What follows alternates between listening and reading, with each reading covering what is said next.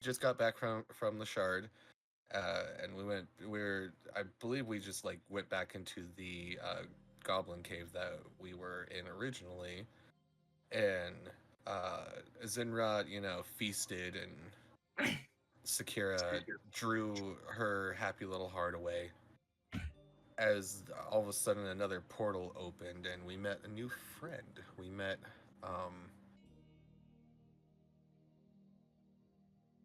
Aaron's character. Gexel. Skexel, that's right. Thank you, Skexel. And he just kind of came out and started talking about like being on a mission and maybe we're friends, and it was very unclear in the beginning on whether or not we were friends or not. He wanted help on his mission but would not tell us exactly what that was. In fact, he wouldn't tell us anything about it. But after seeing Zenrot, he was all super excited and decided to join the party and came along with us. Sakira was not thoroughly amused in the beginning of this. We went through the goblin cave and killed whatever was remaining. We did end up finding a daughter and mother that were hiding, and escorted them out just to figure out that there was more than we originally knew. There's like a leader of these goblins. After we had taken them back out of the cave and found the other villagers, we did figure out that there was like a leader to these goblins. I believe we did have another encounter where we dispatched a few goblins.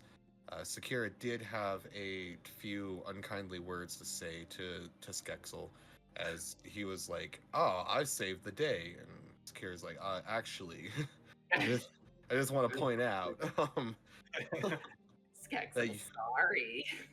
Skexel, sorry." But then we did end up going back to the shard, and I think Skexel and Sakira did end up kind of getting on like better terms, like more on the same level with each other. Maybe a friendship flourishing there. Who really knows? I think the both of them are more on the same level now.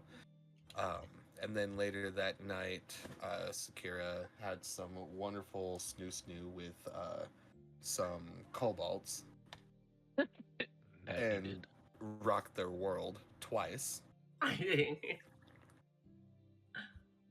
And then I'm pretty sure that's kind of like where we ended up. I don't think we really talked much about what our plan is for the leader of like this goblin horde. And I believe that's kind of like our next objective. Alrighty. Go ahead and I will give you DM inspiration. You can just reroll pretty much anything you roll. Thank you. Mm-hmm. So, that pretty much covered everything. I think outside of that, Zenrot took a nice spa day after a long, hard day of work. Acteza kind of kept herself going into her cabin that night to slumber after reading a little more of her dragon book. I believe Sakira, of course, had her naughty time, and then Skexel kind of just took a management role, basically, of the kobolds, setting up basically like some form of operations, or at least the beginnings of. As at this point, the party then took a long rest, and that's where we will all start to re-adjourn this morning. Is there anyone that would like to wake up first? Sakira is going to be sleeping in. She had a full night. I'd say Zenrot, since she went to bed first. She'll just like lift her head from the warm, pure white ash sand as she steps out of the hot tub. The spa spring?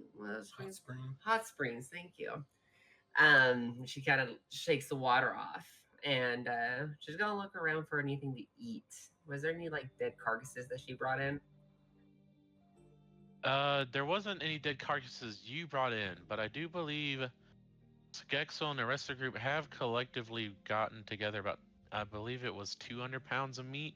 Yeah, So I there I are remember there's 2 some weeks meat. worth of supplies. But she won't use that. She's actually gonna open a portal and go hunting. Okay. I will say the kobolds were pretty much awake. Like I said, there is like a night and day shift, it seems, at this rate. Mhm. Some stayed up all night pampering you, massaging and everything. So you feel very relaxed and well rested for sure. Those kobolds finally seeing that you're awake kind of take their leave and wake up the other kobolds that are now just kind of at anybody's beck and call as you get up to go on your hunt. Um, roll. So I will say you come back out of the portal. It's not very much sunbreak yet. Like the sun hasn't crest over the horizon, but you can see the like dark purples and oranges of what you can tell to be the sunrise about to break. Go ahead and roll a survival check for me to see how well and like how much you can find. But during 18. that, is there anybody else that would like to wake up at this point? I'm basically scrambling, like you see me run around the corner, like trying to put my boot on and run across because they did what they were supposed to, which is, wake me up if anything changes. And Oh yes, I remember I'm that. scrambling to catch up. As I'm like running Yeah. towards the exit where the portal's at. Yeah. Thank you for the reminder. I forgot that you did say that last session. So yes, after Zenrot wakes up, the two kobolds, or at least the head butler, after being woken up, quickly rushes to you to wake you up and informs you that Zenrot is heading out. I'm basically like, Zenrot, Matt is leaving. Ah! And I just basically start scrambling and grabbing all my stuff. Yeah. My room's a big giant mess. It's all over. My things are everywhere. So I don't even know. I want to say I've got maybe one of my weapons, not even all the pieces of my armor, and I'm basically running as fast as I can towards Zenrot, screaming for Master. Okay. And if Skexel's helping you hunt, you can make that survival check again at advantage. Ooh. Nope, the 18 will do. Okay. So it is pretty early morning. This is definitely when animals are out either hunting themselves or grazing or just waking up in the morn to get them a fresh drink of like water. So it's not you basically all I'm trying to say is you come at a prime hunting time. You're up when the hunters would want to be. You're able to find a herd of deer that are all grazing in a pasture, and you surprise them quite well. Um, and I'll leave it up to you. How do you go about getting you some meat? Basically, got you. I stir up a mess to lead them right to Zenrot, and she's hiding in like these trees, and it's kind of dark. And they're a bit more worried about me as I'm shooting arrows at them and making sounds, and I'm basically herding them in her direction. Give me a performance or survival to see how well you are to herd them up. Survival. 12. 12. So I'd say you're able to get about 3 full-grown deer and a calf, or a fawn, I think they're called, kind of rounded up from the rest of the herd, heading straight towards Zenrot. Zinrot, the first one she sees, her eyes are going to glow. All 4 of her eyes are going to glow purple as she slams a mind sliver into the first deer. Okay. I'm going to put my roll damage, but that's 6 damage to the deer's mind. That's dead. Okay. Yeah, I'll count that dead. I don't even have a stat block for a deer, but I imagine they're like not even high CR anyways. Okay, cool. So yeah, its body just like twitches as it like spins and just mangles up. She's then gonna jump out with Oh, its CR is 0. So okay, I did find a stat block. Yeah, that you killed it easily. Wow. It has first 4. one. It has 4 health. I didn't even know there was a CR 0. do you want to do an attack, babe? No, Okay. because I was probably far away to Okay. get them to go your way, so it's gonna take me like maybe a minute to catch up because I'm not as fast as them. Okay. 19 for bite. That hits. Yep. That's 10 damage. She just, after she does the mind sliver, she just rushes straight forward like a dart. Her long neck snatches at it like I could do an attack. like what's a good, kind of like how a snake strikes. Her neck's like a Okay. snake. So kind of you start down in a down angle, Yeah. and then you kind of go upwards and you scoop them. Yeah, because she's got a long ass neck. Yeah. And Okay. she just starts slamming it back and forth on the ground, kind of like Hulk did to Loki, until its Okay. neck is just broken. All right, roll me some damage. And I will say at this point, the remaining 2, the mother and the fawn, almost kind of like as a reactionary, since you've taken your time to kill these other 2, are running away from you. Perfect. They've now basically come to realize they've been like put in a trap, and they are hightailing it. You do kill that deer though. You snap its neck completely. So now I'm gonna go ahead and take my shot. Okay. I'd say you're able to at least get one of the running deers. They're coming kind of towards your direction. Yeah, I figured I could with a longbow, but I could be far away and still Sure. a shot. Like, what is it? Like 150 or 600? I can't remember the range. It's 600. Yep, it was 150 to 600 feet. So Yep, that's correct. I basically, instead of just taking those wild shots, I come running up to where one of my arrows did land, and I grab that arrow, and then you just see me take a deep breath in. And I basically take my time to line up my shot because it is pretty far away. Do you do a little as you fire? Mm-hmm. Yeah, that's cool. All right. Roll to hit. Yes. All right. Yeah, that hits. Oh, it's just wounded, but that works. It is very wounded. It is in fact limping away. I will say, just for the sake of time, you are able to catch up to it and just slice its neck easily. With that, you've all captured about 3 full-grown deers. The fawn's at this rate able to make it back to the herd, now motherless, but you do have all 3 deer carcasses. Zinrat looks over to the fawn in the herd and goes, "Girl, come for me." And she starts grabbing the bodies and opening a portal. Sure. And I'll say that was about, I mean, I'm trying to think how much like a grown deer weighs. Oh my god. A couple hundred. They're like 500 pounds, aren't they? Depends on the season. I don't know. I'm gonna look it up real quick. Oh, okay. Wow, I did not know they weighed that much. So I'll say y'all get about a total of, I'll just say 450 pounds. Cool. She's gonna plop them at the coal bolts and go, "I think instead of raw today, I would like them cut. Please, thank you." And she sits on her gold pile and just hums happily. And the kobolds get to work at that. At this point, I'd say everybody else was able to wake up. If you're still sluggishly getting up, that's fine. But given the time of their hunting, I would say it might have been 40 minutes while they're gone to an hour.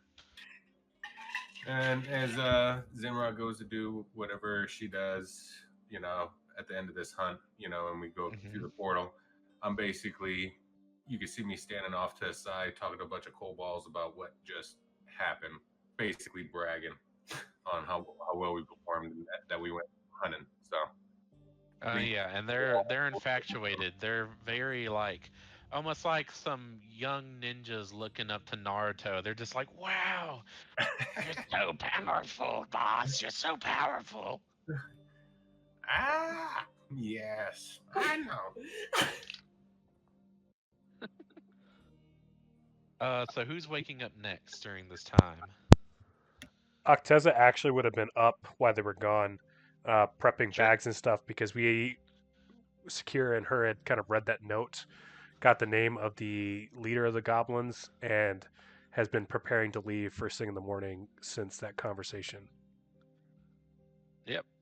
And just for remembrance, I believe it was Kilgore Mm-hmm. for the leader's name. Okay. And what kind of like is this just for RP sake or actual bags? I mean, it would be basically just prepping her bags with the rations and stuff to head back out. So nothing like Oh, okay. overly complicated. It'd be just standard prep before heading out on a quest. Okay. And with the meat that y'all have all collected, especially with the meat they will be bringing back shortly, I would say probably about 5 to 10 pounds could constitute for another ration if y'all are like looking to take more like rations out with you. But if not, that's fine. And then let's hear from Sakira. I'd say by this point everybody's gotten back and everybody's preparing and been awake for a little while. As you finally kind of wake up from your slumber, the two kobolds have left at this point. They went back to fulfill their duties of like taking care of everybody and helping just clean the place. What are you doing? Are you talking to me? Yeah. Okay, sorry. Um, so Sakira's just now waking up, right? Yeah, and everybody's like back from their hunt and everything. You're like the slow bird to get the worm.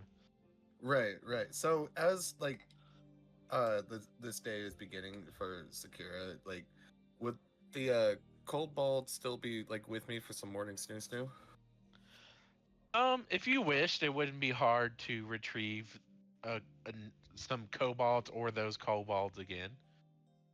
Right. So I want to say that like she did that. She beckoned for them again for just that wake up morning snoo.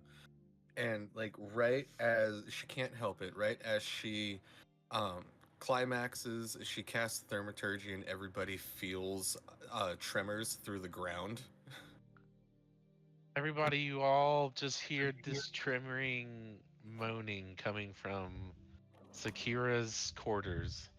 As it dies down, you all just see some happy kobolds leaving all grins on their faces. And Sakira exits and wearing like she's fully clothed back in her long tight black dress. And she is as she leaves, she's kind of like cast thaumaturgy again to alter her eyes. Her pupils are now purple hearts. As, and for the first time, everybody who sees her, she comes out. You witness a smile on her face. Oh. She's gonna just kind of like approach and stretch. She says, So what's on the agenda today? Probably taking out this goblin lord or king or whatever the hell he is so that they don't retaliate on the village. But I'm happy to see at least one of us is having a good time. Well, sometimes we have to enjoy the little things, or in this case, two very large things. Zinra just looks over to Acteza and then looks over to Sakira and goes, Sakira! Sakira, good morning, good morning! And she kind of bounces her head up and down. And she runs over and just like pats you on the head and says, "Good morning, Zenrod. It looks like you had some fun." Yes, they're cooking food for us. I decided to not eat raw this time. And so I'm making food. You want some? You can have some. Oh, I would love some. I am absolutely famished. I put a lot of studying in last night. Oh, yeah, that studying. Right. No, I get that. 100%. She like pats the gold. You can sit on the pile if you want. It's perfect. As she kind of like plops her, takes a seat next to you, she pulls out her notebook and starts writing in it again. I'm not with you guys. I'm still. Oh, I with didn't. I thought kobolds. you were gonna say something. She just kind of lays her head next to Sakira to see what she's reading. I mean, what she's doing, and just chilling there, waiting for her food to get cooked. Can you read common? Yes. Okay, so if you're like close enough that you're kind of like reading while I'm writing, you'll notice that Sakira is writing it seems to be like a chapter based around horror. Some people have gone into like a dungeon and there's some bodies like strung up, all disemboweled and just dripping blood everywhere. And you can't help but notice like a little smirk in her smile. She goes, Yes, there needs more to be more blood. blood. Yes, and maybe a dragon eating. Yes. So I come up walking with some like 2 kobolds that's got, food, and they're bringing it up. And then I basically nod at Shakira, but like, Skexel heard. Skexel heard. Very helpful. She kind of like peers up from her notebook at you. Like all you can see is just like her eyes and her eyebrows just kind of like peer up at you. She says, Skexel, I'm not quite sure I follow, but yes, it was helpful. I bow my head. Skexel happy. And then I basically go talk to the kobolds on making sure they go back and grab some drinks too. And then I just plot down on the gold and I start fiddling around, looking at the gold, throwing things around, checking out, digging, looking at different pieces of, even though they're all pretty much the same stamp, there are differences. As you would have gone over to the kobold, Sakira would have pointed at the two that were with her last night and this morning and just say, like, make sure they get well hydrated. Yes. Hydrate. Help more.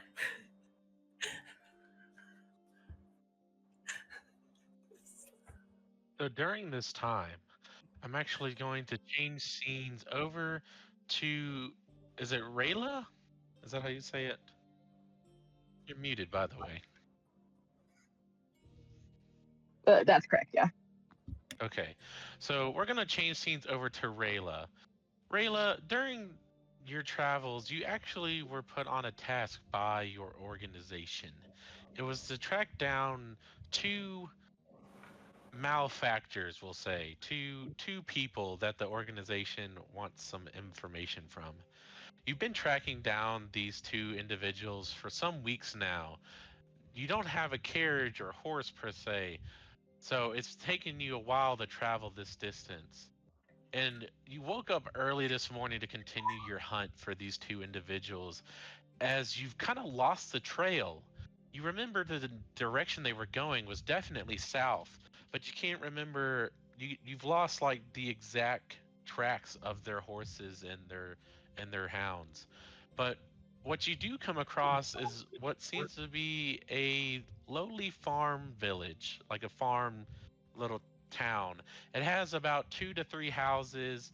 There's a couple of workers in the wheat fields bundling up hay. You can definitely hear the moos and the cows munching on grass, as well as some horses neighing in the distance. You come up to the forest edge, and are you trying to conceal yourself in any way during your search, or are you just walking? No, I am going to try to be a little bit stealthy. Okay, go ahead and roll a stealth check for me.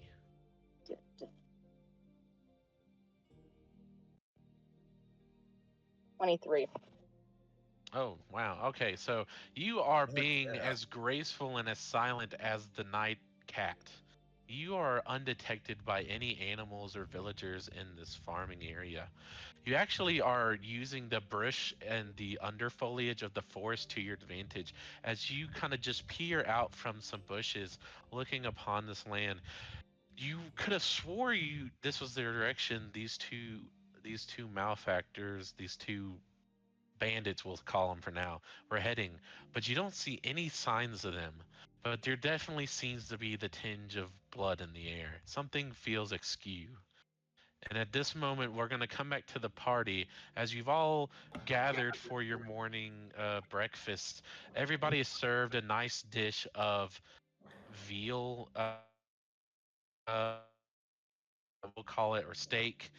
There's a side of bread and really, that's about it. It's nothing fancy, but it is filling. Can Zinrod's meal just be like a whole deer's body that was just spit roasted? Yeah.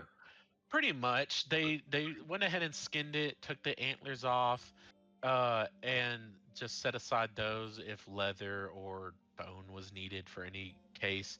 But for the most part, you have like a full roasted deer in kind of like the shape of like the pigs with the apple in their mouth, pretty much like that. Oh yeah, she's digging the fucking. And you do so. I'm gonna go ahead and assume everybody else does the same. Yeah, Sakira will dig in, but it's very like proper and delicate. Okay. Not Zinrod. It's actually at this moment, Sakira, that you feel like a burning sensation. It's pretty painful.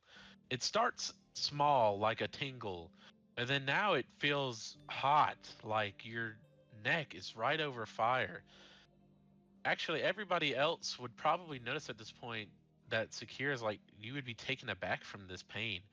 You won't take any actual damage, but it's not far off that you would take some fire damage.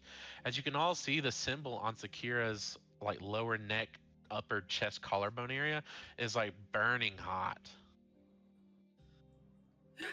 Sakira! Ow, ow, ow, ow, ow, ow, what the fuck? The food no good. Skexel, I do not, ow, shit, ow, hot. I do not believe that this is a part of the food. I don't know what's going on here. Over here. And basically, one of the kobolds come running over.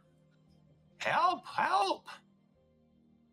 Yeah, They start taking off their pants. Not like that, not like that. exactly. One of the kobolds, being the one that was with you last night, starts to like unbuckle his pants as some of the other kobolds just grab a bucket and they just run over and just drench you in water. It seems to abate some of the heat, but it's still burning, especially on the inside, because this is a tattoo in your skin. I will say, given your history, you do know this sensation before. Whenever you were punished for not following orders or doing things exactly like your masters wanted, they would use this as a form of punishment and also a way to locate where you were in their house. Yeah, she grabs onto her chest, now dripping in water. She's like, that didn't quite help, but I think they're looking for me. Whoever's looking for you, I'll eat them, I promise. She's like, please don't let them anywhere near me. She looks at the kobolds. Protect her, yes, protect. The kobolds just surround you like two of them are actually holding up the antlers with the spikes like they're going to use them as melee weapons, as you just have an entourage of kobolds now surrounding you. You just see me put my hand across my chest and salute, and I basically bow like it's an order. They all just bow. It's at this point that the burning sensation does start to die down. It seems if whatever they were trying to do was unsuccessful. She's like, it doesn't hurt that bad anymore. I remember feeling this whenever we did something wrong, or whenever they just wanted to have a laugh. They might be looking for me. Well, thankfully, we're in this safe haven. The shard. We're safe here. You're safe here. Secret portal. No one find. No one. She smiles at the both of you. She's like, yes, I know. I know I am safe here. But this is still concerning. I was hoping by just getting away. Acteza, what? Oh, sorry, go ahead. Acteza, what are you thinking at this moment, seeing this transpire? She'd be contemplating what options we have. To be honest, she would have assumed that with making the pact with the dragon, God that we probably would have cleared any of this up. So she's surprised that this is still in effect. So she's basically just listening as Sakira kind of regales the party with her experience to see if there's a loophole of why this brand is still causing issues. Go ahead and if you'd like, roll a history or arcana check, and if anybody else would on this symbol, please go ahead too. I will roll for sure. 21. Sure. History or arcana. Damn, only got an 8. Zinrot. Like you never know. I'll be like, I bumped Sure. into that treasure once. No, 7. no, yeah, that's appropriate. So, Skexel, you're unfamiliar with this. You have heard on the mortal plane, even though you've recently have now come to the mortal plane for the first time. You have heard tellings of tiefling strife in the mortal plane, and how and that's pretty much all you've heard is how they've just been kind of having a rough time. Zenrot, you've seen these tattoos before, and you know basically the same of what I've told Skexel. But outside of that, you're not able to really recall or glean anything with your magical eyes. Do I know? Acteza, Do I know like what kind of creature could cast these spells?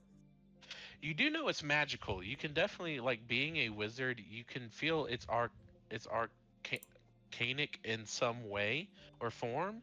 It almost like a magical tattoo. But for how it's done and details outside of that, nothing with that roll. Okay, what I'm gonna do then is I'm gonna put the very tip of my claw onto Sakira's forehead, as I'm gonna start speaking Draconic. As my voice begins to kind of boom and all 4 of my eyes glow, as you can see, like the universe on the inside of my wings. I'm going to cast Protect from Evil and Good on Sakira. Okay. Before we get to that, Acteza, you do know, it can recall a good bit in your time studying this world, and especially just in the ways of how this world works, especially being among the elves who do disdain the enslavement of the tiefling kind.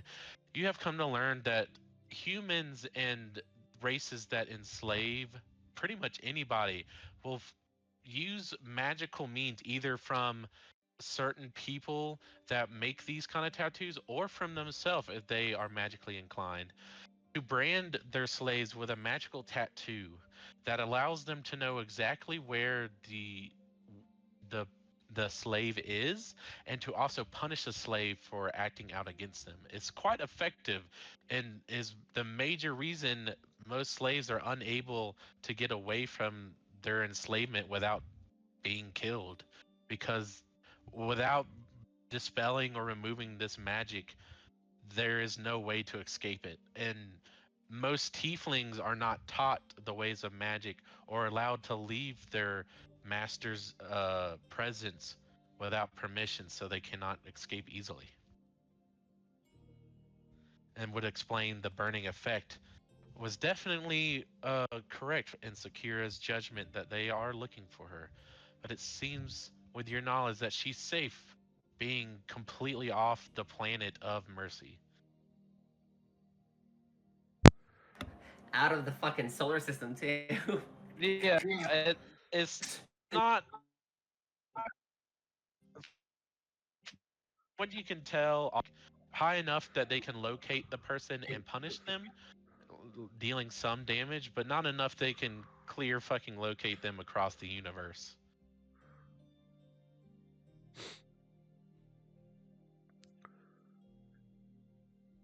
Skier. So, Oops, sorry. is there any role? Sorry, is there any role or thing for the spell, or does it just happen? Sakira is looking for a headset for Alyssa. Oh, okay. Well, while we're doing that, Zenrot, so what is that spell you casted? Because I'm not familiar. Until the spell ends, one willing creature gets a certain type of creature: aberration, celestial, elemental, fae, fiends, and undead. The protection grants several benefits. Creature of those types have disadvantage on attack rolls against the target. Great household cannot be charmed, frightened, or possessed by them. If the target is already charmed, frightened, or possessed by such a creature, the target has advantage on any new saving throws against the relevant effect. Okay, that sounds pretty nice. I will let you know what kind of creature is attacking Sakira, and just let me know if that is affected or if they don't attack him or something. Okay. Basically, just help me remind myself. Sure. Alrighty. Don, please continue. Sakira, it appears whatever this brand is, one of us will need to learn Dispel Magic or find someone that can cast Dispel Magic to rid you of it. She goes, oh boy. Well. She kind of just looks at it. Well. Okay. I'm sure that shouldn't be too hard of a task, or maybe it will. Maybe along the way I'll die. Maybe along the way all of us will die. This will make me No. for a chapter. She goes, I'm "Don't- glad to don't see worry- you're don't in high worry." spirits for writing some additional chapters in your book. She goes, of course, always.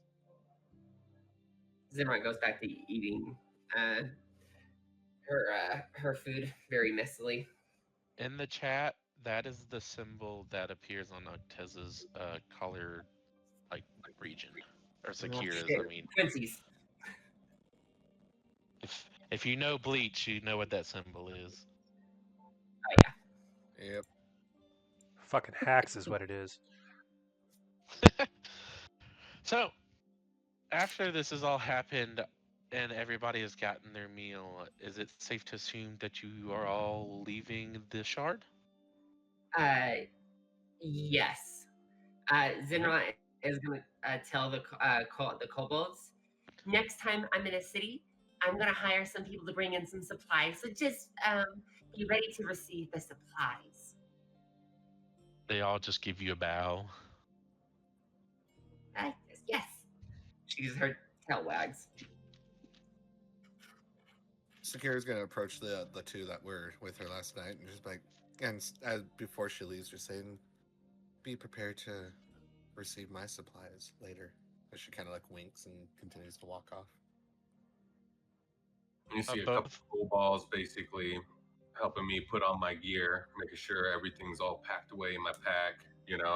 Basically they're like servants, and they're basically dressing me in my armor before I roll out.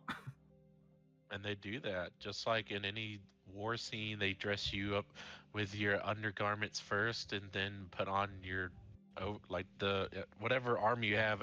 What is the armor you have actually?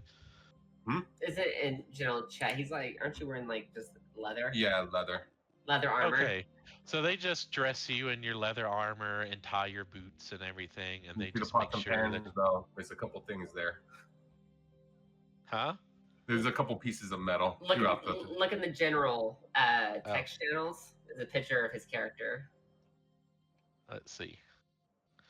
Okay, yeah, so they hand you your lance, all polished and shine, clean from earlier fights, as well as your shield.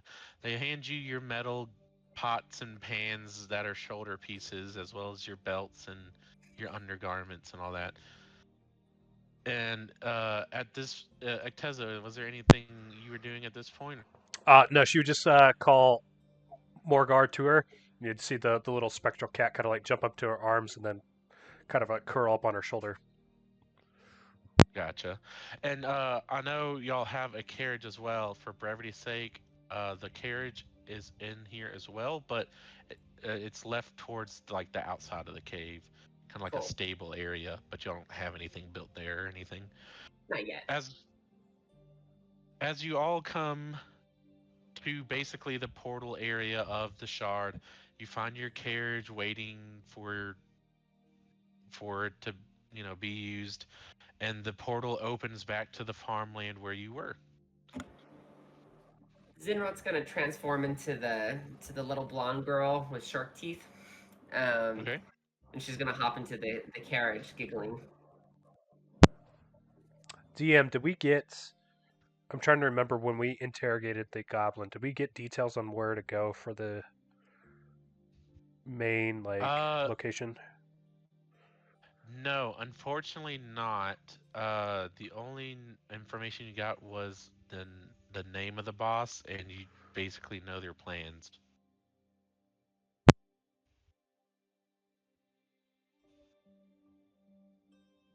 All right. So at this point, the carriage rolls slowly out from the portal back into the farmland. And Rayla, at this point, you see a portal open up, and it gets larger and larger, and it's galaxy black and purple, like swirling hue. As a carriage comes out, first you see two like ram heads, very large, not quite as large as a horse, but close enough, but definitely more stocky and hardy than a horse. As it pulls this nice, like Oregon Trail kind of wagon with the canvas tarp over top. As you see on the front, I'm going to assume Acteza and Sakira. Go ahead and describe your characters for me. Acteza is a about medium height half elf. She's got kind of like porcelain white skin. You can kind of tell from her appearance that she probably has spent most time indoors. Kind of like a bookish sort of appearance to her. She has auburn hair and some golden orange eyes. Um, I'm, if you're able to tell, she would appear pretty decent aged for an elf. Um, but other than that, that's kind of her. She's got a little spectral, like white spectral cat on her shoulder, and kind of wearing standard sort of like adventuring gear, holding a scythe.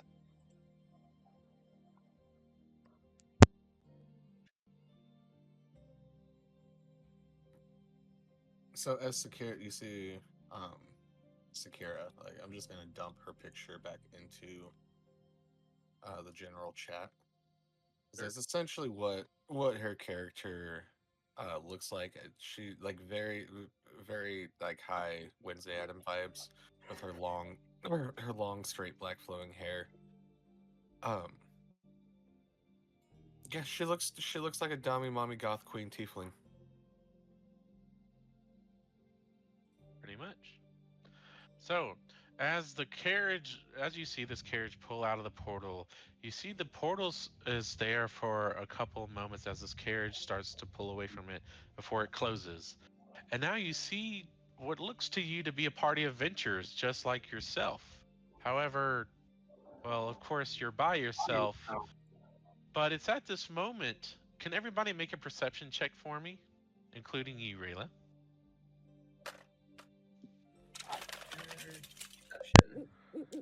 Good old classic Nat 1.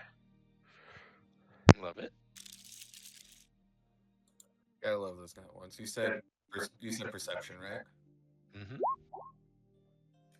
I got a 15. You got 20. And I got a 20. I got a straight 10.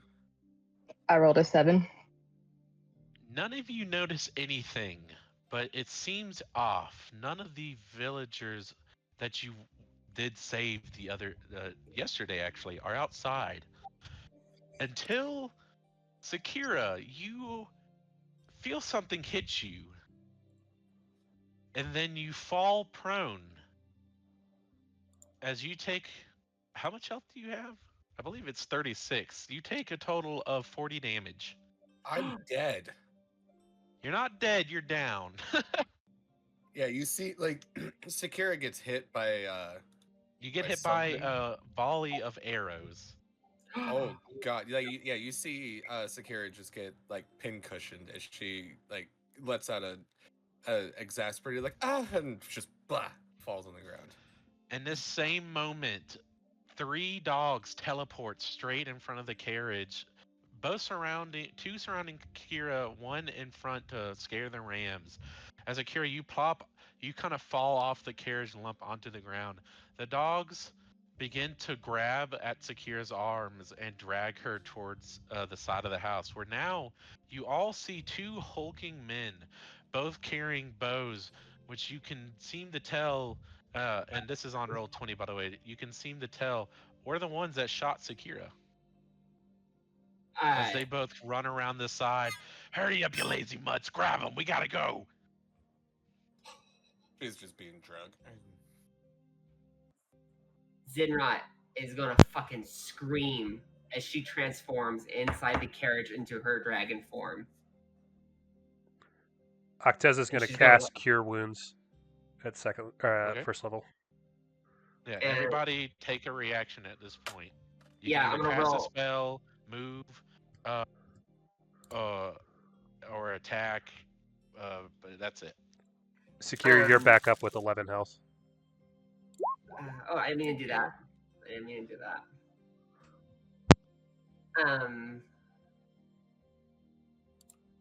I'm gonna use intimidation with my little girl scream into a dragon roar as I transform and the wagon explodes.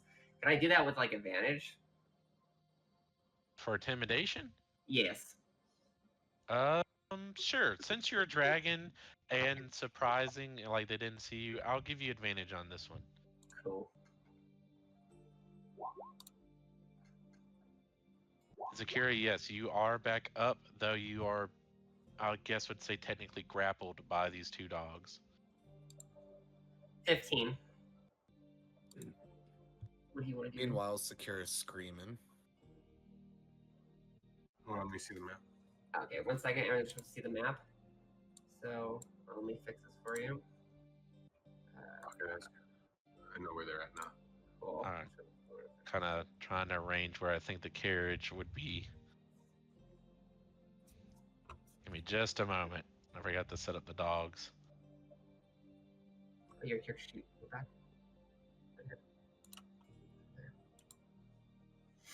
You have a reaction to attack, to do something. Oh, do a long rest. Let me see.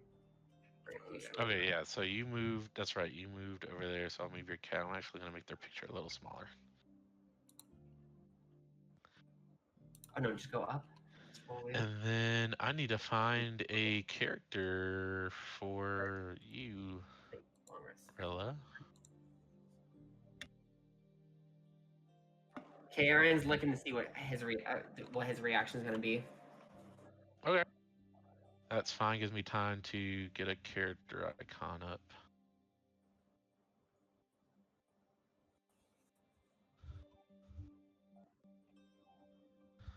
We'll go with this one for now.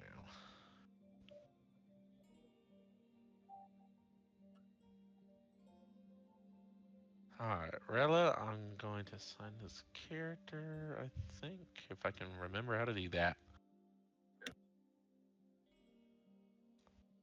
Ah, yes.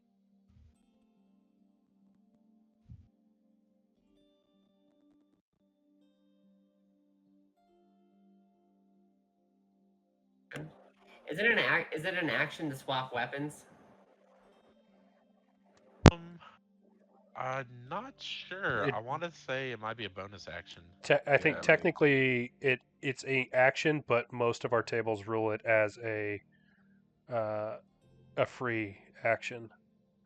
Cool. Okay, I'll do the same then. I'll say that's a free action to do that. Yeah, I mean, we're warriors, like Yeah. there's not like we're new to this. Yeah. Yeah. Do you want to bow shot them? Yep. Basically, I reach out, on the side of my back, pull out the bow, and then I hurry up and let me roll first.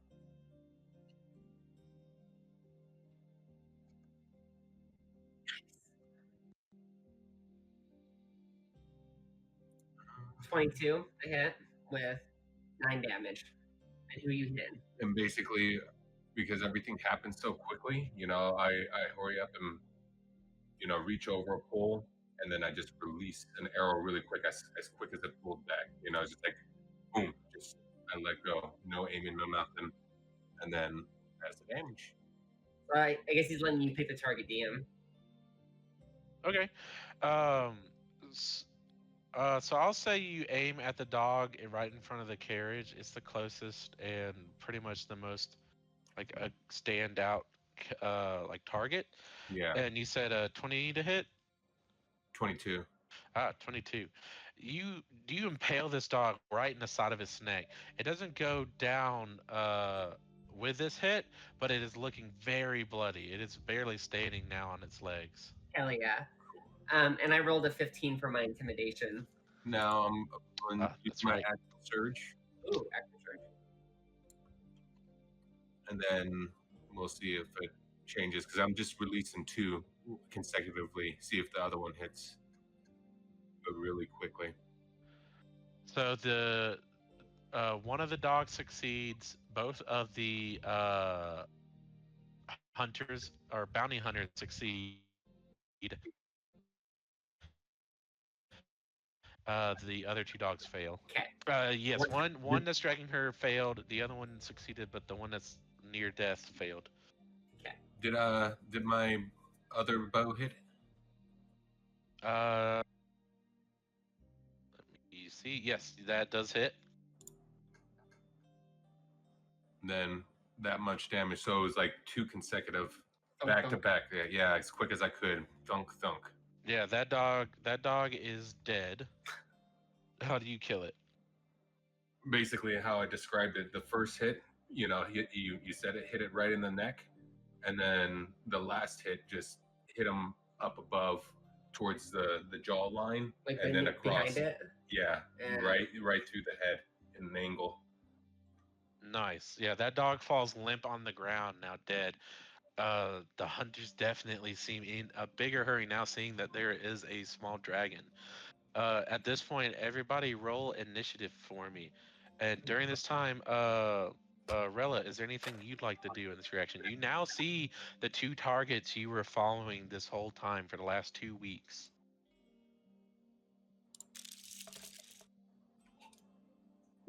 I'm just gonna watch for right now and see how it all plays out. Okay, so you have not been noticed yet, and you should be able to move this character. I'm kind of pinging on the map. That token there will represent you for now. Cool. Alrighty. Go ahead and roll me initiative as well, Rela, if you have not.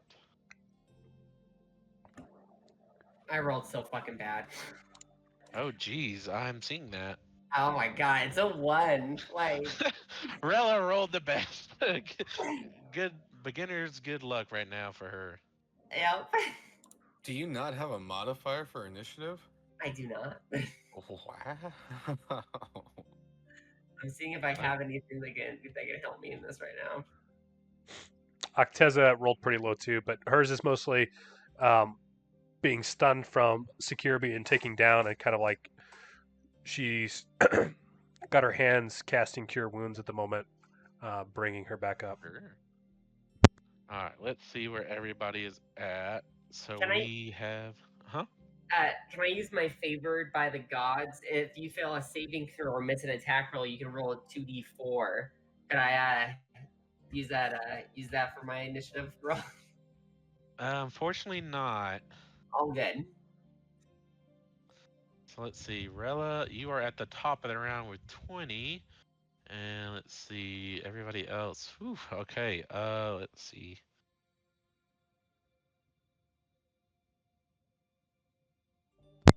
Looks like Sakira at 9. Yeah, Skexel she got at a 5, and then me with a 3, and then Zenrot bringing up the rear. I shouldn't get hurt.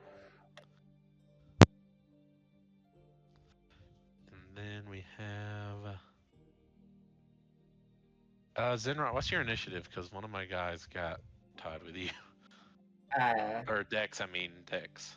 My dex is it's a 0. Well, like, what's the number? Oh, 10. Okay, so he beats you barely. Jump, bitch. All right. So then we have Sakira. Sakira. Ooh, Every baby, when you talk like that, you make the DM go mad. You're nonsense. It's toxic. Ooh, Sakira. And we got Skexel. Skek. And we got Acteza.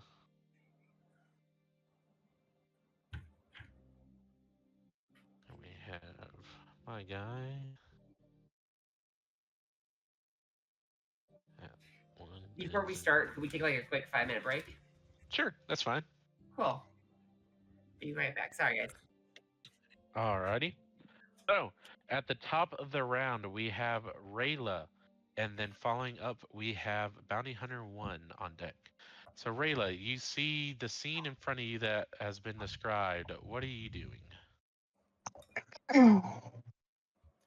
Uh, I think for right now, I'm just gonna stand back for a round. Okay. I like it. If that's your case, then you'll be holding your action for now. Bounty Hunter 1 is going to take his turn. Let's see real quick. So seeing that Acteza is trying to help Sakira, he's going to try to do a multi-attack on them. Let's see. Does I'm guessing a 12 does not hit? Who are you targeting? You. That 12 hits. And then that's a critical failure. So the 12, he draws back on his longbow as he lets loose an arrow straight at you. And it hits directly into your left shoulder, dealing some damage. If I can find the dice I'm looking for. There we go. He does 3 damage to you as he tries to go for another longbow attack. As he pulls it in his like quickened haste, he pulls just too hard, snapping his bow in half. The string pops and just kind of whips him in the eye as he's now has to go without it.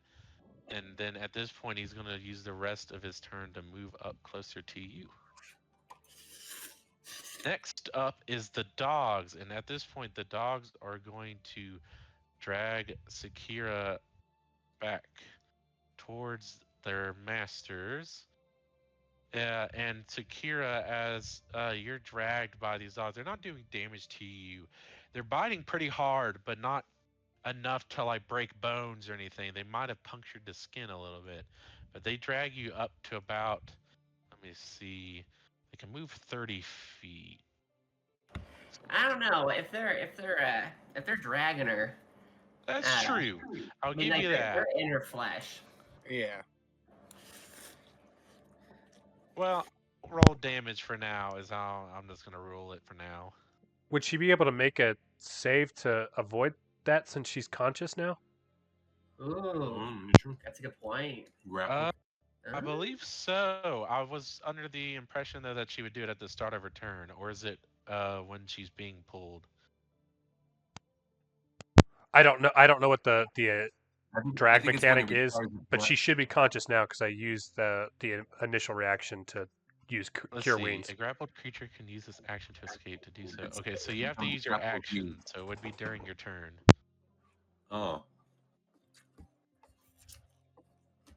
All right, so you get dragged. I won't say their full movement. It's a good point that you are being dragged and they're having to muster, so they won't go their full movement, but you get dragged about 15 feet towards their boss.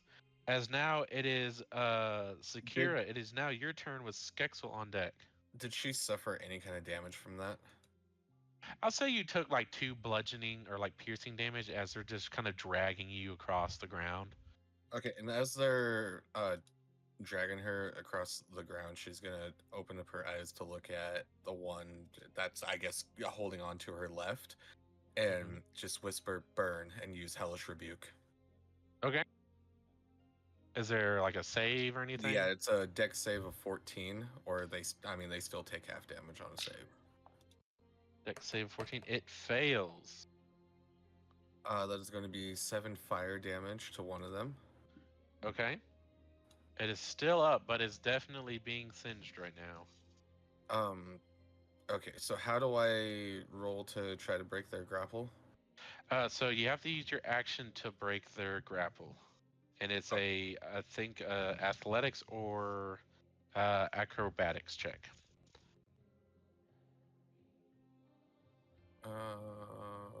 And it will be contested by them as well. I guess I'm better at acrobatics. Motherfucker, you dumb bitch. That's a 9. So they are able to hold on to you. You were able to almost wring yourself free, but as you lose, like as you free your grip from one, the other one bites in harder, making you stop for a second. As the second one resecures its grip on you. Okay, I have a question. Sure. For my bonus action, I don't know if this is allowed, but can I use my Misty Step to get away from them? If it's a bonus action, I believe you could. Let me check real quick to Because see all it if. says is that, and here it just says, Sure. briefly surrounded by silver mist, you teleport up to 30 feet to an unoccupied space that you can see. But does it work when you're grappled? That's a good the question. It doesn't pop opportunity well- attacks. So I'd be Let me inclined to see. say it does, unless like a counter spell or something like that is hit. I know Misty Yeah, Step doesn't it can. account for It can. opportunity attacks. It doesn't necessarily say what happens if you're grappled and do that.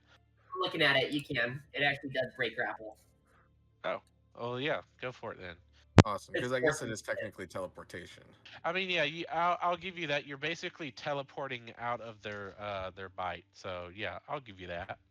Yeah, and she's gonna Misty Step back towards the party, kind of like back behind, as she's just like breathing heavily and like kind of grasping at her wrist where the dogs were holding on to her.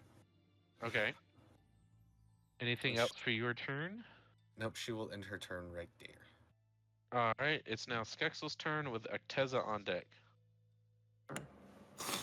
I'm gonna be holding my action. Basically, I just used my bonus action to, after I took those couple shots, I immediately right afterwards, I put the bow back, and then,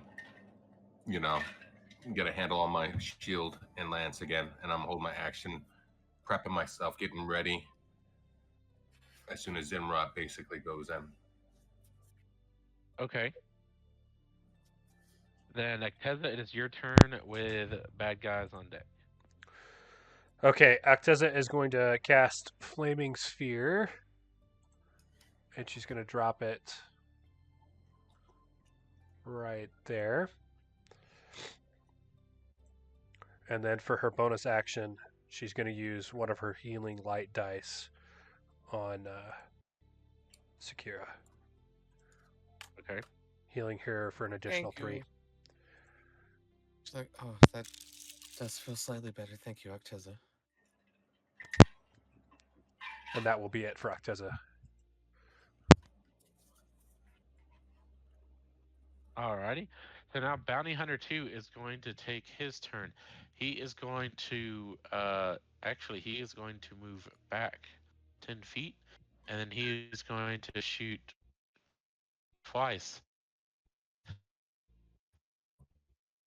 at Sakira. One at Sakira and one at Acteza. That is a 15 to hit Sakira. That does hit. And 15 to hit Acteza. Yep.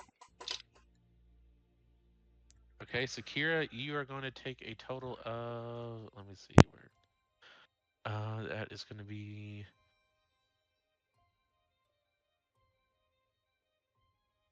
It's going to be a total of 9 damage. So you're going to take 9 damage. And then Sakira, you are not Sakira. Acteza, you are going to take a total of 4, and then he's going to use his archer ability to add an extra die to that. You take a total of 10 damage. And then he is going to end his turn right there with Zinrot now up to bat and Rela on deck. Zinrot's gonna roar again as all 4 of her eyes glow. Everyone kind of starts to notice time and space starts to kind of warp around Zinrot and Skexel. As like time kind of like bends and twists before rubber bands and she's no longer there. I'm gonna use my vortex warp to teleport me. How heavy am I? I think it's on your character sheet. I don't know, how heavy are you? Let me see. I just wonder if we. No, we never. How heavy would a young dragon be? I mean, probably about as heavy as like an alligator for sure. Yeah, maybe a couple 100 pounds. Let me see. Okay. Easily a couple hundred. I'd say you're easily like over 300 for sure. Let me see. Okay, so about 500 pounds. Sure, I'll give you that. You're pretty beefy. You count almost as a size large, anyways. So Cool. I'm gonna use my vortex warp to teleport me about 30 feet, Yeah. 40. Well, it depends on the range. Yeah, 40 feet plus. You remember in an angle. If you're going 90 feet, I'm you thinking gotta about, do the. You gotta do. You gotta do the math. I'm thinking about of my how weight long- on top. Yeah. About 40 feet. Yeah, I think so. With the angle up 40, and then what you will have to compensate for at your location in an angle. I don't want to do the math, but yeah, we'll just say. Yeah. I'm gonna teleport 40 feet above the bounty hunter that just shot at Sakira. And I'm gonna- okay, I will say the vortex word says you target a creature, not yourself. Oh, Oh, that spell just like Well, so isn't only yourself a creature? But yeah, but it says specifically you target, you magically twist space around another creature you can see within range. Okay.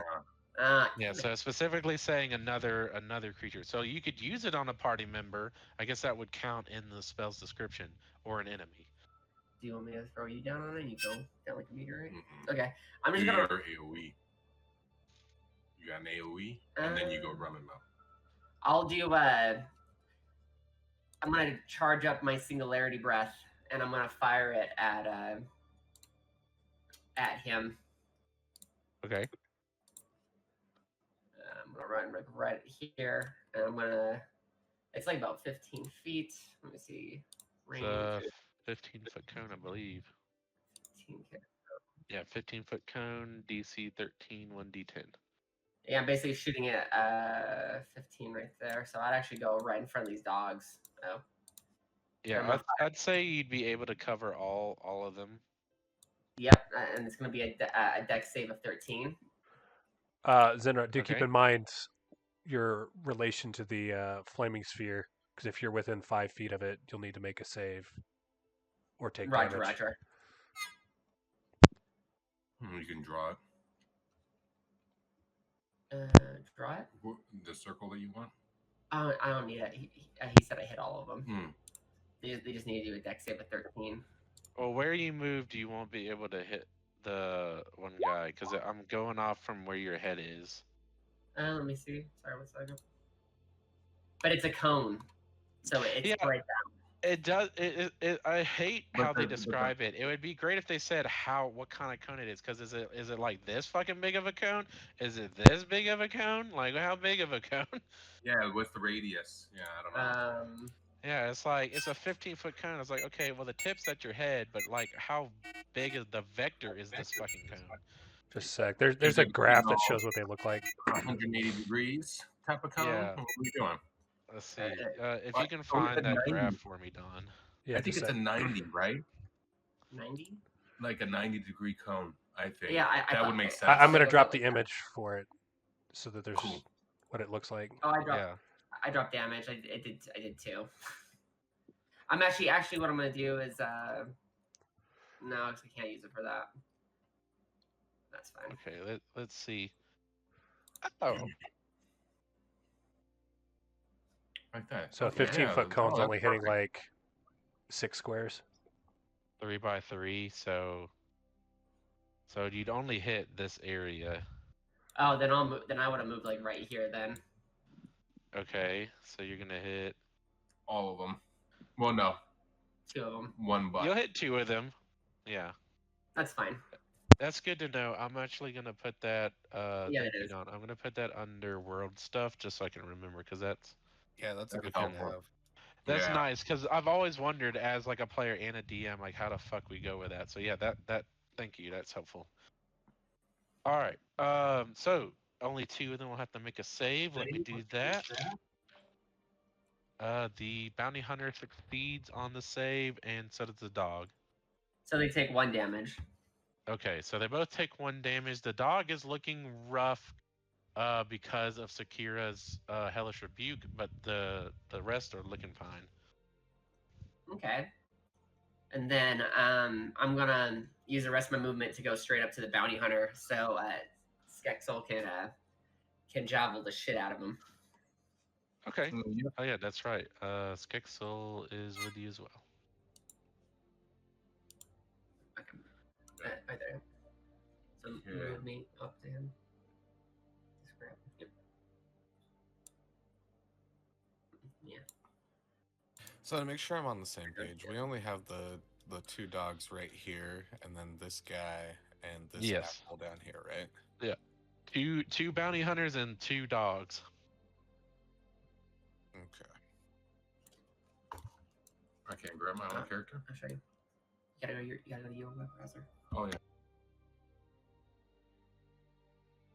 Is that it for your turn, Zinrat? Yes. I haven't done anything yet. Aaron needs to do his attack. Oh yeah, that's right. You held your action. So go ahead with that.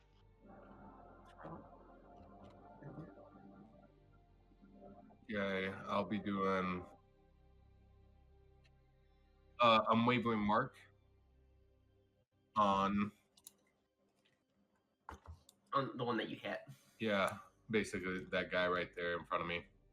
Okay, so go ahead and roll it and see if you hit. Okay.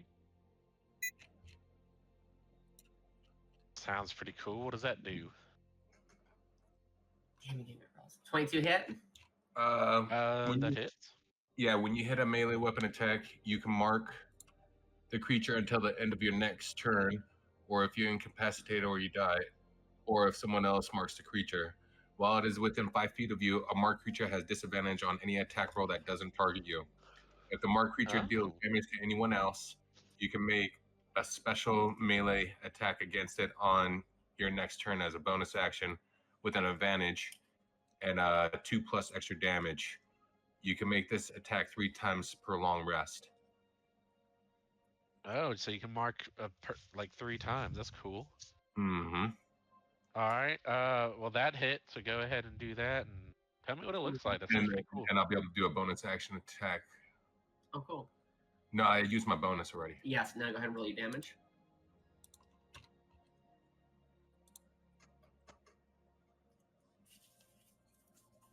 Ten damage. All right. And how does it look when you like mark this guy? Like how does that look? I basically have a secretion on my spear that I coated it with, and it basically gets the person, like worked up and agitated towards me because they know I inflicted the pain. Yeah, like a searing poison. Just Yep, and burning on them. it's kind of like making them confused, and so they really, they're just for whatever reason drawn. And what it is, it's a type of poison, and it's a type of pheromone that makes them aggressive towards me. They don't know why, Yeah. and because of their state of mind and they're kind of a little high, that's where I get the extra damage because I know how to anticipate how they're going to act because I've seen it many times. Ooh. Cool. All right. Is that it for your held action? Yep. All right. Then Rela, it is your turn with the bounty hunter 1 on deck. So Rayla is gonna go ahead and attack this bounty hunter right there. All right. Go ahead and move your character over. Some random person just pops out and just stabs someone in front of us. We're Yeah, like, you all see this like actually describe your character real quick. You see what? Oh boy. So I'm about 4.5 feet tall, so I'm a little short. Got about mid back length white hair right now with tight black top and blue skirt that goes down to my feet.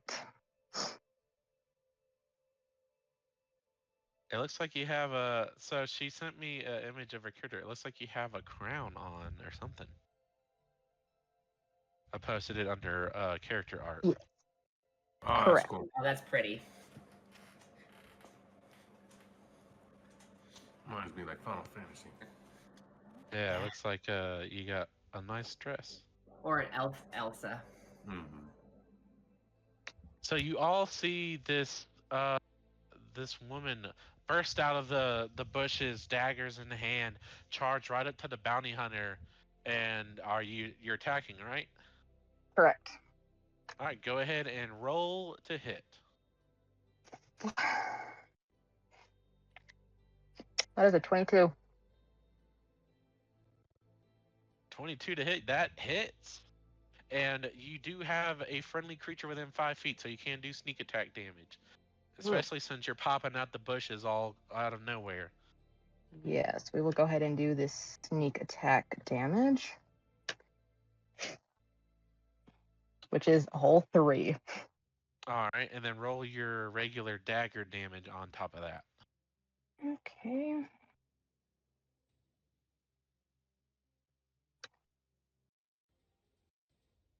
That is 5. All right, you and how does this look? Like, where are you hitting them? And are you doing like a little flourish? Like, what does it look like?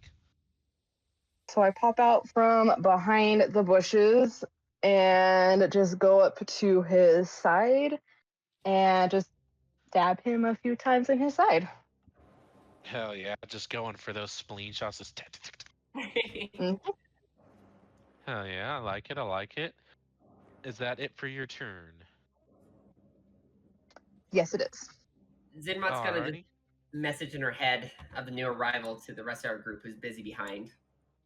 So telepathically, I'm just gonna let them know that someone else has shown up.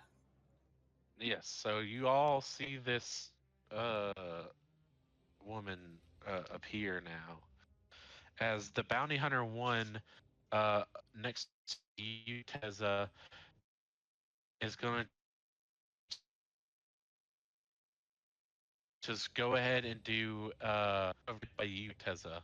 If you'd like to make an opportunity attack, you can. I believe he's still within 5 feet of you, though. Yeah, that's your call. If you're letting me do one, I will do one, and I will use. Yeah, I'll let you because he's kind of like jumping around you. I'm going to use Sacred Flame. He needs to make a Dex 14. Dex 14. Come on, dice. That is a nat 20. Cool. It does not hit.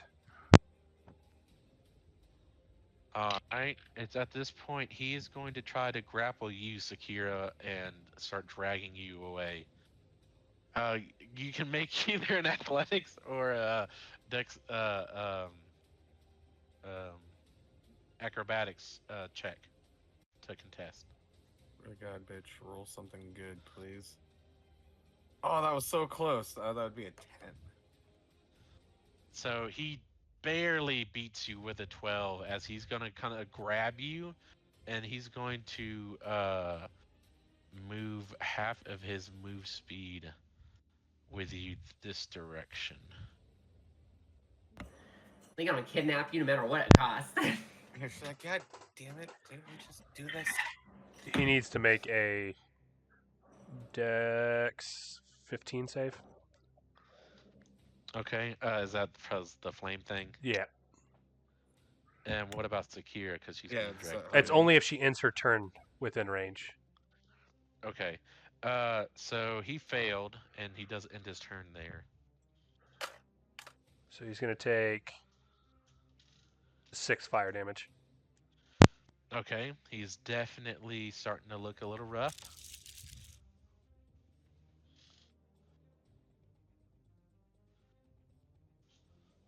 And that is his turn, and now the dogs are on deck. So this dog here is going to run up and help to drag Sakira as well. So he is going to bite down on Sakira. I'm assuming a 17 hits. Oh yeah.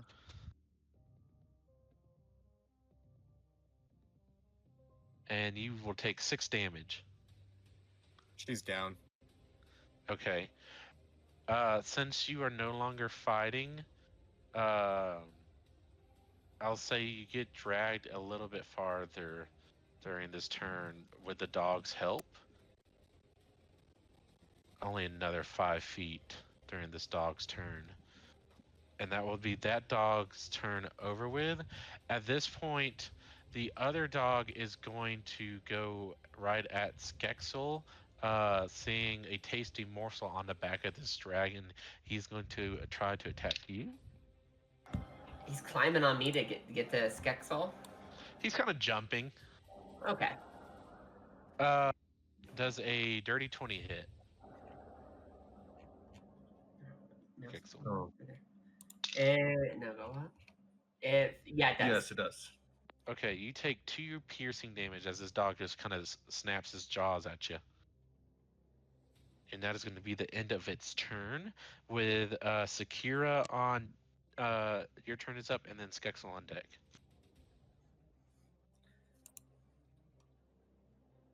Okay. Do you need me to make any death saves on this?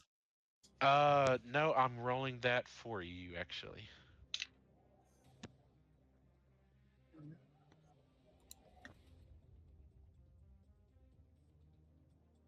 And now it is Skexel's turn. I forgot you were down. So it is now, past your turn, it is now Skexel's turn. Okay. You just got snipped out by a dog. Yep. Skexel's bad.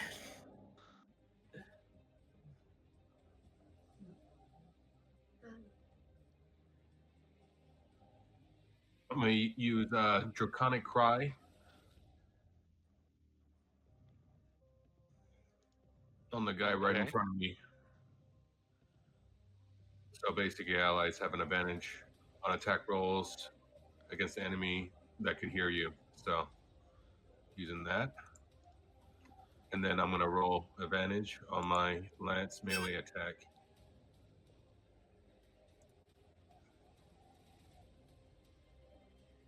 $14. And who's this again? Sorry. The guy in front of me. That barely hits.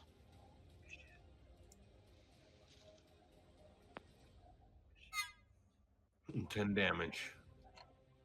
10 damage. He's starting to look rough around the edges.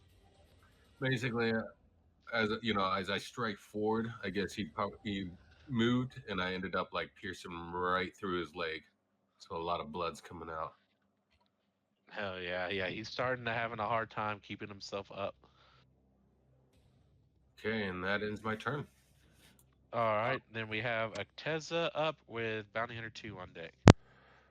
Acteza's going to use her bonus action to use Healing Light. She's going to do 2 charges of it on Sakira. So she's back up with 8 health. And then she's going to cast Frostbite on the Bounty Hunter one there. Oh, okay. Con save 15. Okay. He fails. And he got a solid 1 ice damage. All right, he's still looking rough.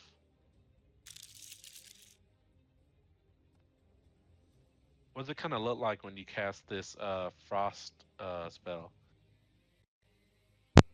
It's kind of like this, like the clouds kind of like part above, and then there's just ray of frost that comes down on him. Like it's sent from the heavens? That's cool. Yeah. That's badass. Hell yeah. All right, if that's your turn, is now Bounty Hunter 2 up with Zenrot on deck. Bounty Hunter 2 is going to attack you, Skexel, after that stinging poison you put into him, and he is still furious about that. Has a nat 20. 1 second. Oh, Oh, never mind. Okay, yeah, next one will hit him. okay.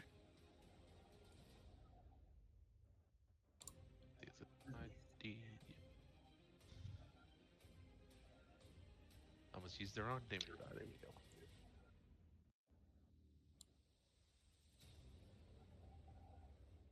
And let's see. That's going to be a total of. And that 20. Huh? That's going to be a total of 22 damage. Damn. He's pretty fucking bloodied. That was a hard hit. Yeah, and it's at this point he's going to go for another longsword attack. Yeah, using his multi attack. Does a 18 hit? Yes, it does. Does, but let me see if there's anything I can. No. Nope, nothing I can do. That's not good. Does a or not does you take 6 damage.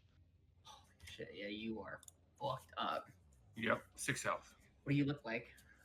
Yeah. What were the attacks again?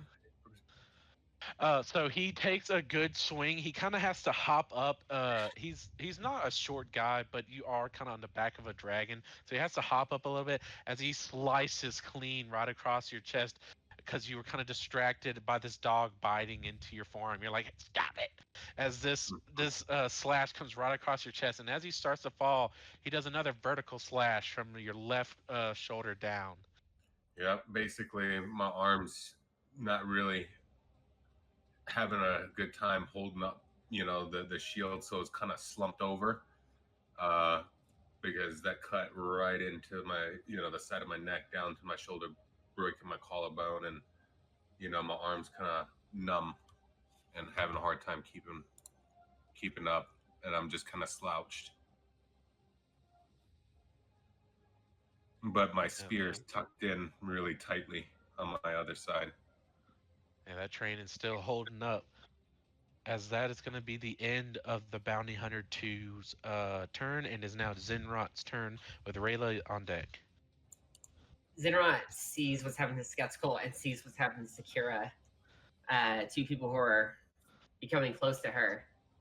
As, she just feels like rage kind of blows up inside of her chest. As her eyes glow and the inside of her wings, you can see the cosmos and the galaxies. But this time she starts to have like a form of an aura start to swirl around her that's starting to affect gravity. As her meta magic is going to activate Twinned Spell. Ooh. And she's casting, she's going to cast Vortex Warp on Skexel and on Sakira, teleporting them to twisting time and space in front of everybody, teleporting them to the right up here. As are you 2 willing to do so? Yes. And what about you, Sakira? Oh yeah, definitely. Oh yeah. No, I don't want to do that, DM. I'm giving y'all the choices. So where are you moving them? To the roof up here. Basically, Okay. basically both spots in time and space starts to twist and warp in front of everyone, like a sponge being twisted, before it just bounces back to normal and they're gone. Oh damn, you got 90 feet. Yeah, you can move them easily up there. Yeah. And then all right. And then she just says, "I will eat every single one of you." Then she'll end her turn. All right. So it is Rela. Is your turn now, and then Bounty Hunters to follow. All right, I'm gonna try to attack the bounty hunter that I am by still. Okay. And that would be a 25 to hit. That hits. That will be 8 damage. Hell yeah, and you can use your sneak attack as well, as a reminder. And then that would be another 8 sneak attack damage. Damn, 16 total. How do you finish him? I go around to behind him and put my dagger around in front of him and stab him in the heart until he dies. Damn, that's actually kind of brutal. So you kind of grapple him from behind as you just start riding his heart. He's like, "Ah!" Yep. Like prison shank style. Yeah, like you just like while he's distracted, sneak him on, just starts shanking the shit out of him right in the sternum. Go to sleep. Yeah, Go to he's sleep. Go to screaming sleep. for Go to sleep. Go to sleep. yeah, he's screaming for dear life before finally you just hear the gurgle breath leave his body as he is now dead. God damn. And that'll be the end of my turn. All right. Well, it was gonna be his turn, but he's no longer alive, as it is now the dog's turn. Let me check something real quick. I think I can finally use this now. Barely. That dog won't make it. So there's something odd about these dogs, as you just see one teleport straight to the roof. And it is going to What try the motherfucking shit? and grab Sakira again. Are you shitting me? I swear to God, bitch, if you do not roll good, I'm throwing you out the window. None of you are from 20. the Fae, but if you were, you would know this is a creature of the Fae. That's a 20 on my acrobatics. You succeed on the grapple. Actually, does he have a modifier to that? Yeah, he does, but either anywise or anyway, you succeed on the grapple as you narrowly kind of in your dropped off state on this roof, you nearly roll out of the way of this dog, but it is still going to remain in its position. As the other dog, seeing Zenrot, is going to take its attack on you. Get fucked. That is a critical failure. So it tries to lunge at you, but seeing how large and how agile you are, it just narrowly misses any like vital spots. As it bites into your scales, being so hard the dragon you are, it actually chips some of its teeth. Crunch. Yeah, and that's exactly the noise you hear after it tries to bite you. And it is now going to be Sakira's turn with Skexel on deck. Sweet Jesus Christ, Sakira is done fucking around. She like kind of hops a little bit this way until you get that roll. to get a little bit of a better advantage point looking at this dog. She flips open her grimoire real quick, thumbs through the pages as fast as she can. As she points her hands out and casts Scorching Ray at that one dog, focusing Okay. all three beams on it. Okay, before that happens, does out of this range, does a Motherfucker, 16 it hit? does.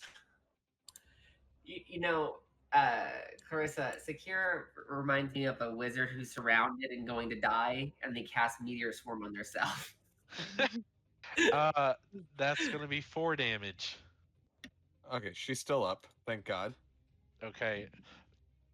Nice. So yeah, you still do that? I does a 23 hit. Yeah, that does hit. Does a 23 hit? That hits, yes. Does a 17 hit? Oh, yeah. Yes. It is going to take a Oh, total good lord. of My poor 3, boy. What have they done to him? 11, 8, 9, 10. You move out of my way. The dice is in my way. Yeah, Okay, Carissa, so mad when she's doing the dice. 22, 23, 24, 25 fire damage.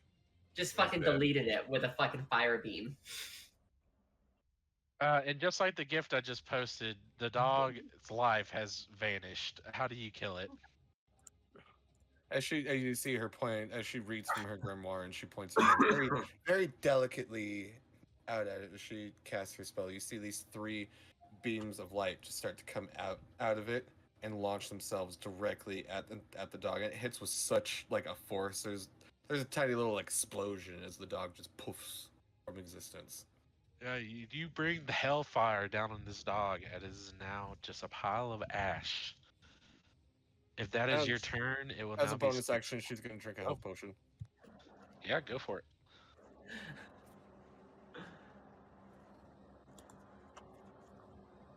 I believe it's 2d4 plus 2, right? Guess so. Whatever the inventory says. I'm pretty sure it does. One second. I just rolled 2 for this. If it's 2d4, she's gonna heal 8 points. Yeah, 2d4 plus 2, 8 points. Alrighty, so you heal 8. Woohoo! Is that the end of your turn? That is the end of her turn now. Alright, now we have Skexel up with Acteza on deck. Okay. I'm gonna use second wind. What's that look like? What's a second? I gotta one? roll 1d10. Yeah, how does that look? How do you bolster your resolve and heal yourself? Yeah, like you get teleported, how'd you land, and how you like what's that second wind look like? The second wind. Yeah, like what's it look like? Like Yeah, like how do you bolster yourself? How are you healing yourself back up? I guess I'm just like in a fit of rage, and I guess my cells just start regenerating on the spot. like breathing all hard and like Yeah. slamming your foot. Yeah. Just, like psyching yourself up. Yeah, because I was mad about, it's different. It's not like, courageous. More simple than that. Was just upset that, he was willing to be teleported away. He's, mad at himself basically. Oh, okay. Yeah. So then As you see Zenrot being attacked. Yep. So, yep, 9. Hell yeah. So you heal 9. Anything else you doing? Yes, I will be using my ranged attack Go for it. They're all within range. on the guy. Okay. One by me or by them? By them. Okay. Right there. There's a dog. That one right there? Yeah. Okay, so the one okay, cool. Yep. The closest bounty hunter. Yeah, because this is an ally right here. Or at least what you can assume. Yeah, that's a miss. 10, I'm guessing is a miss. Yes, barely a miss. Okay, and that'll end my turn. Alright, it's Acteza up, then the bounty hunter. Using her bonus action, she's going to move the flaming sphere into the bounty hunter here. So he needs Okay. to make the Dex 15 save. Alrighty. Ooh, that's gonna be close. Let's see. He barely fails with a 14. So he's going to take 9 fire damage. Alrighty. He is looking bloody at this point. Is he getting a pretty good sunburn? Yes, he is getting 3rd-degree burns. And then to hopefully pop some capillaries, she's going to follow that up with frostbite. That's a con 15 save. Alrighty. He passes, just barely. That will be it for Acteza. Alrighty. He rolled a 16. At that point, it is now his turn. Seeing that all that's left is one dog and it's not looking like it's holding up too well, he's going to turn his ass and he's going to start hightailing it out of here. I won't say he's out of range, even though the map ends right there. It's just each subsequent turn he will get farther and farther. Okay, no, that's cool because Zenmont will fucking chase that bitch. Yeah, so at this point he's 30 feet. Like he's about another 5 feet from where he's standing there on the map. And that will be the end. Actually, he's going to take the dash action. So now he is trying to think 35 feet further from where he is on the edge of the map there. Run his fade. Bailiff, whack his PP! Oh, that is the end of his turn. It is Zinrot up next. Zinra watches him run with the mix of her anger of seeing what they did to Sakira and her instinct to chase. Her mouth opens as she says shadow and draconic, and a great sword, shadow blade, forms in her mouth. She's not even Okay. give a shit about the dog, as she's gonna full-fledged charge at him. With an 11 hit for the dog, I doubt it. No. Okay. And she's going to. Yeah, the dog tries to bite you again, and now has broken almost all of his canines on your scales. Does an 11 hit? No. Then I'm gonna use Favored by the Gods. Okay. Give me a. The gods, man.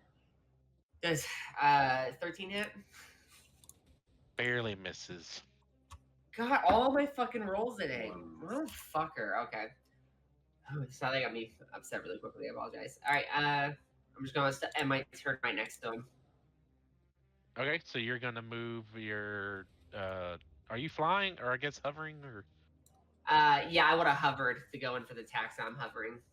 Okay, so you are almost caught up to him. I would say you're about 10 feet back from him. Okay. And oh wait, so I wouldn't have been able to attack with my greatsword if I wasn't gonna be able to reach him, right? Yeah. Oh, okay, no, fuck it. I'm gonna fire my singularity breath at him then. Okay, that's fine. Yeah, I should have made it clear how far you gotten. Cool beans. He's got to do a dex save of 13. Okay. That is a critical failure. No. I rolled it. I That's a rolled 10. I rolled a 10. It's for That's a damage. 10. Yeah. Is that damage? Yeah. Oh, okay. How do you kill him? Oh my god.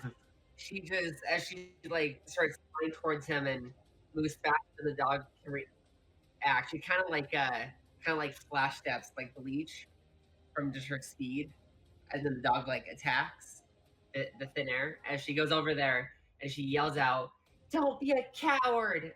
as her mouth opens and it sounds like that Godzilla noise. Yep. You know when he charges. Yep. And she fires a pure white beam with a small singularity in the front of it straight at him.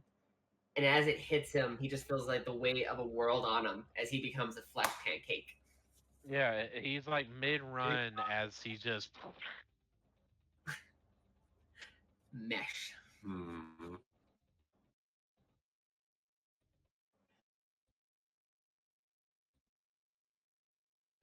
And All right, it is now Rayla's turn with the dog up next. Rayla, the only enemy you can feasibly see within range is a dog standing right in front of you. I am going to go ahead and attack it with my dagger. Alrighty, go for it.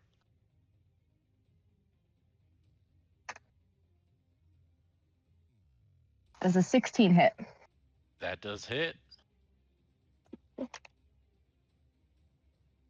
That will be 5 damage.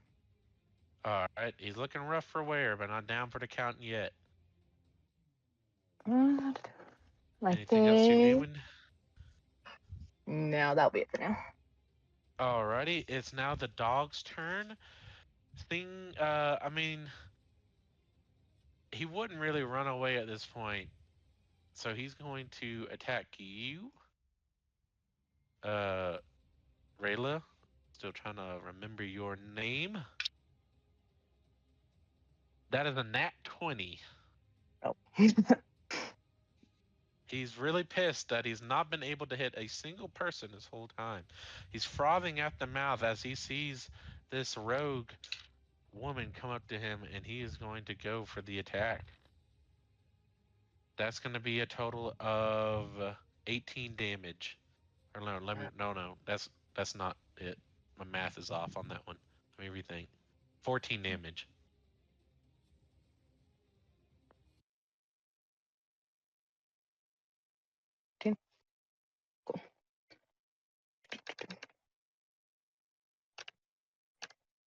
Got 15 health left. Hell yeah. And that's going to be the end of the dog's turn. He is set on trying to feast his mouth on somebody. It is now Sakira's turn, and then Skixel on deck. Is that all we have left? It's just the dog? That is all you can see is the dog, yes. That is all you can see. Can I get can I get off of this roof? Like, does getting off the roof use any extra movement? I would say, I'm trying to think, the roof probably like 10 feet off the ground. You can jump from there. It would be a d6 of damage, or you can climb down, which I believe takes some of your movement. I'd say like 10 feet of it. 10 feet of it? Okay, yeah. Yeah, it would doesn't take an want- athletics or acrobatics check, though.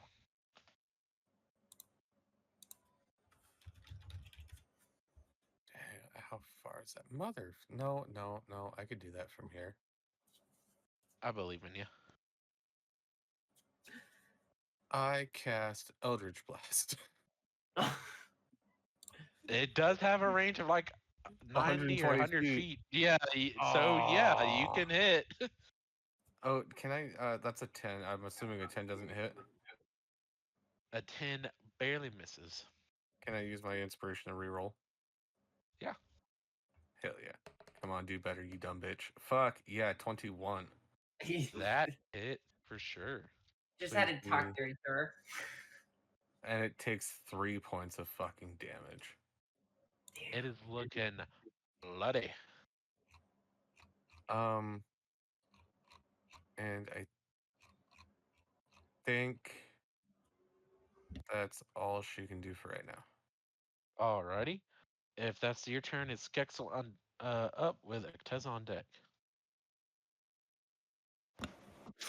Okay, I'm gonna take another range shot Alrighty. at the dog. Sure. 14 hit.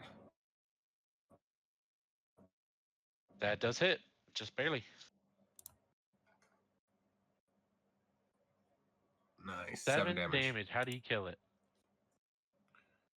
Basically, I just take my time, and instead of taking like that kind of, sharp angled approach, I decide to, shoot a little bit more with a higher angle.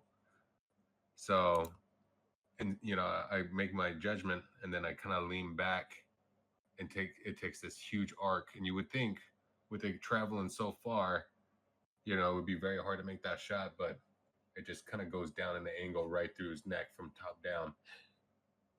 Hell yeah. And this, as soon as that happens, the dog falls limp right at your feet, Rela. Oh, I just deleted Rela. She got Thanos. Rela, no! As the dog is now dead. Oh.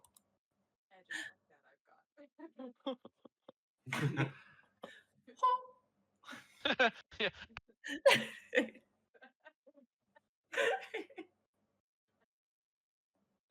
Her soul left her body. She thought the arrow. It was dipping. Oh, right. The arrow was like really close. But- Like Actually found it's it. huge. that goes coming out of the mouth. Yeah. It's Rela. Oh god. That's a huge bitch. Rela smash. All right, there we go. I found a rogue. So we'll do that. You won't like it when I'm angry.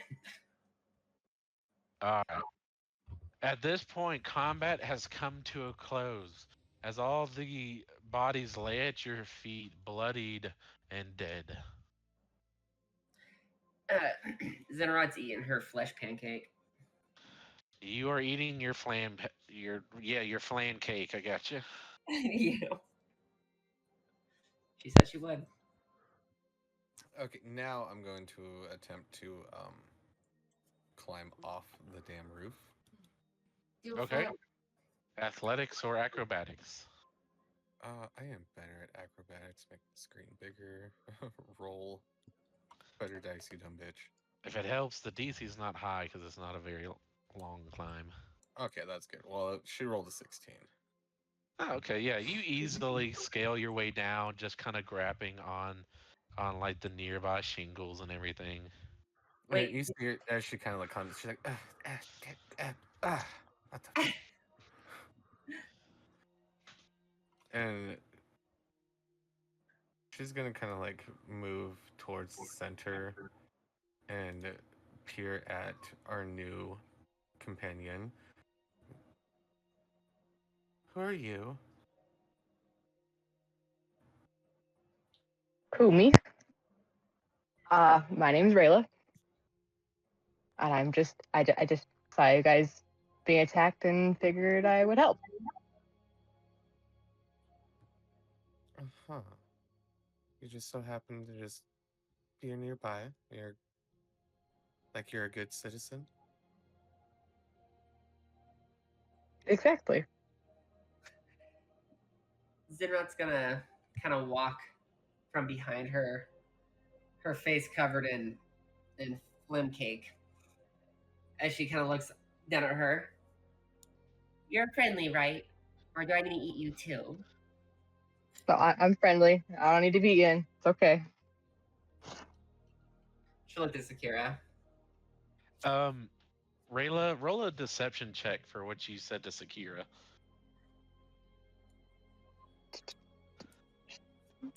Just to see how well it goes through.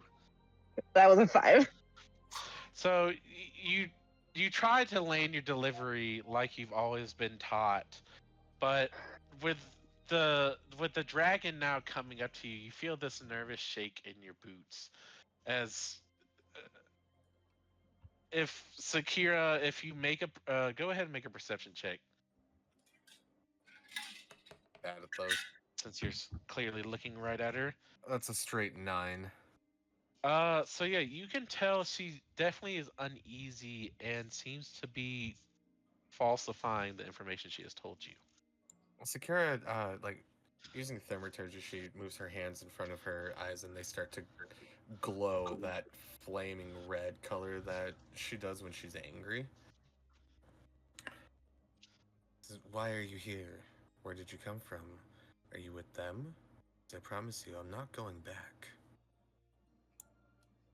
I'll eat What do you mean by them? The ones that we just So killed. don't like. No, I'm not with them. Why would I help kill them if I was with them? I don't know. Seems like a good strategy to me. Yes, you spy. You hide. You deceive. Oh yeah, it's at this point you now can see there's 2 other party members along with this group. I mean, you saw it earlier, but now you get a clear image at what looks to be a kobold of your knowledge and a young dragon. Go ahead and describe your characters to her. You can look at the picture just to get a good idea. It's pretty much how I look. If you go under general, you can see that that kobold. That's pretty much what I look like. He stands about like 3 feet tall. Yeah. He ate a bitty. He's Yeah, shorter tiny- than tiny you, little lizard. 5 foot. Zinrat is so her upper half of her body, where the scales are, is actually a very dark purple, where she has amethyst crystals coming out of her spine. Her lower body is more of a very white color. She has amethyst plating on her forehead that goes up. She has 2 horns that do kind of a sharp U going forward with her, like the same direction as her snout. She has 4 eyes with bright purple irises, and her teeth are made of amethyst.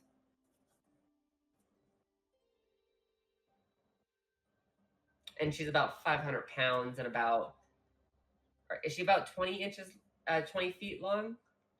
Yeah, she's about 20 feet long, and then from the top of her wings, like extended up about 15 feet tall, but naturally about, say, 5 feet tall from the ground. Or not 5 feet, 6 feet tall from the ground.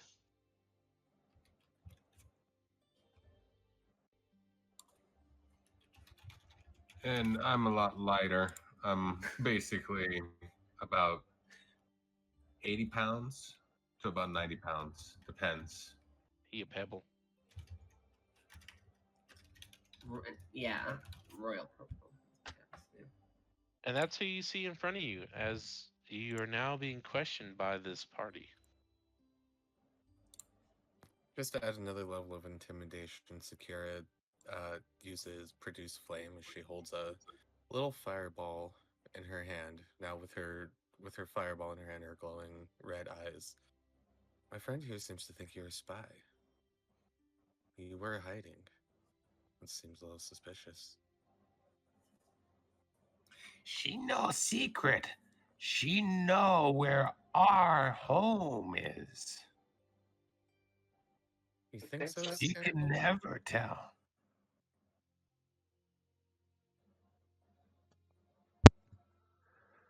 Sex goal. Relax. Knowing where our home is and being able to get there are two separate things. I don't know. Things look bad today. I can only hold this fireball for so long before I just get the itch to throw it at something. And I like my food roasted. She approaches like a little bit closer to Rela and asks, Yeah, what are you feeling at this moment, Rela, as this is all going down? Feeling a little nervous. Watching all of them being questioned. Feeling a little nervous.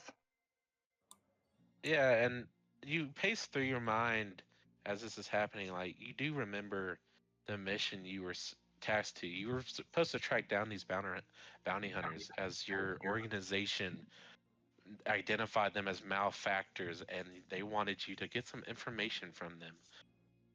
But hopefully there's some findable information because they are all dead.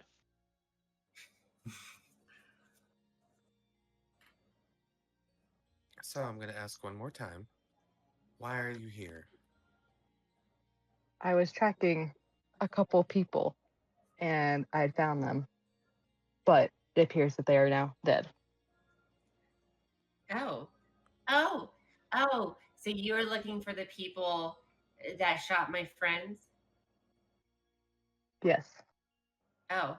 Well, I made one into mush and ate it. I could throw them up for you if you have a undead No. spell. No, I'm good. Sakira, like, she closes her hand, the fireball goes away, and she blinks, and her eyes turn back to normal. And she's like, well, that actually might be a good idea. Zinrock, go ahead and regurgitate, please. Oh, and she 100% like right in front of Rela. She just goes open mouth and it's just when you see a dog that's sick. yeah, it's Like just, that, it's like a just, couple times. No, I'm more imagining like Toothless from How to Train Your Dragon. Just yes. I wonder if there's a gift for that. probably is. At Right, this point, yeah, there it is. Acteza would have dispelled the flaming sphere, and then would use her rod of the pact to regen one of her pack slots. Okay. Copy that. That is so horrible. That's it right Yeah, so you do that. You regurgitate the corpse of this man you ate. And you ate him whole. Like, you ate parts of his, like, I won't say you completely consumed his armor. Your teeth aren't that strong yet. So the armor you didn't eat, but the rest of the leather and cloth just comes out all mesh and tangled and Yeah, just it looks covered like in it this looks like a gift. acid. It's like the gift. It's like the GIF exactly. He's not shredded up so bad. He's like spaghetti noodles Wait, per did se. I made him into a flesh pancake. Yeah. Oh yeah, that's right. Thank you for reminding me. Yeah, so he comes out basically like spaghetti noodles. Son of a bitch. And then she just looks at Rela, just stares at her. Acteza is just shaking her head in the background because there's a pretty much fully together body not too far away that was stabbed to death by Rela that would be way more better for this. Sakira kind of like moves that way. That laying body is like now like out of view. She's blocking it. Like you can't see that.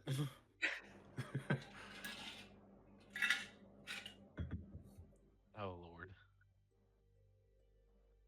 So, Rayla, what do you do with this now digested spaghetti puddle corpse in front of you? Well, Rayla is thoroughly disgusted right now and slowly starts backing away a little bit from it. Okay, and Skexel goes over there, notices you're having a hard time. So he starts putting his hands inside of there and pulling some objects out, pieces of metal. Oh my God. We're like, is this it? Roll investigation. while I think about what the just fuck pulling would out even random be pieces. a live thing, tangible in that. Oh my god. Oh my god. Yeah. 16. So you're not really so you slosh your way through organs and meat and juices, and your hands tingle a little bit as you're also plunging them through stomach acid. Mm-hmm. Not enough to like start immediately burning, but over time maybe. Yeah. And you dig around and you're not really able to find much. You find scraps of leather. You might find a little bit of like metal chips in there, but you do find one thing. Out of for some fucking reason, it survived. You find a little patch, kind of like the like cloth patches they put on leather or something, you know, like bikers. Oh yeah, yeah, yeah. And it's the exact same symbol as the tattoo on Sakira's neck. Hey, real fast, Alyssa's gotta run and call her kids real quick for bedtime. Sure, that's fine. Okay. In the meantime, we'll just RP kind of around that, or if y'all want to do anything else, that's fine. You just start seeing me dance, and I'm just excited, you know. And I'm just basically holding this thing over my head because I know I've seen it somewhere. Zinrod And everybody else sees it now that he's holding it above his head. Sorry, continue using right. Zinrod just kind of like dances her 2 front feet, happy that Skexel is happy, you know. And then It's a hobble dance. It's bump, bump, bump. yeah, she's happy. Nice. Sakira kind of like looks down at her neck and looks back over at Skexel and says, I feel like I know that from somewhere. And then I stop celebrating and I just look right at you. And she just kind of like sighs and just like strips like the top of her down to show the tattoo. Mm-hmm. And then I go running up and I just double check. You know, I'm looking at it and then I look at the spot. And then I hand it to you. I mean, it's not a perfect carbon copy, but it looks the same. And then I basically hand it right over to Sakira. Oh, thank you. Yeah, this is the symbol that's on my neck, and she just kind of like puts it on top of her head, like a crown. You can feel like the slimy stomach acid start to kind of sleep into your hair. She instantly plops down onto the ground in crisscross applesauce and pulls out her notebook and starts writing like, "This is a wonderful chapter, being devoured by a dragon and then thrown back up." Yeah, in the background you just hear of the acid just kind of sizzling a little bit. Acteza, what are you thinking of this situation? What are you doing? At this point, she would just kind of be letting everybody kind of reset.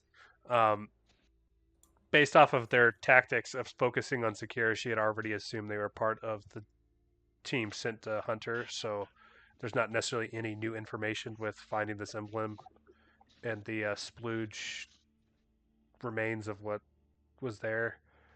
Um, really, she'd be more interested in why Rela was hunting them. Okay.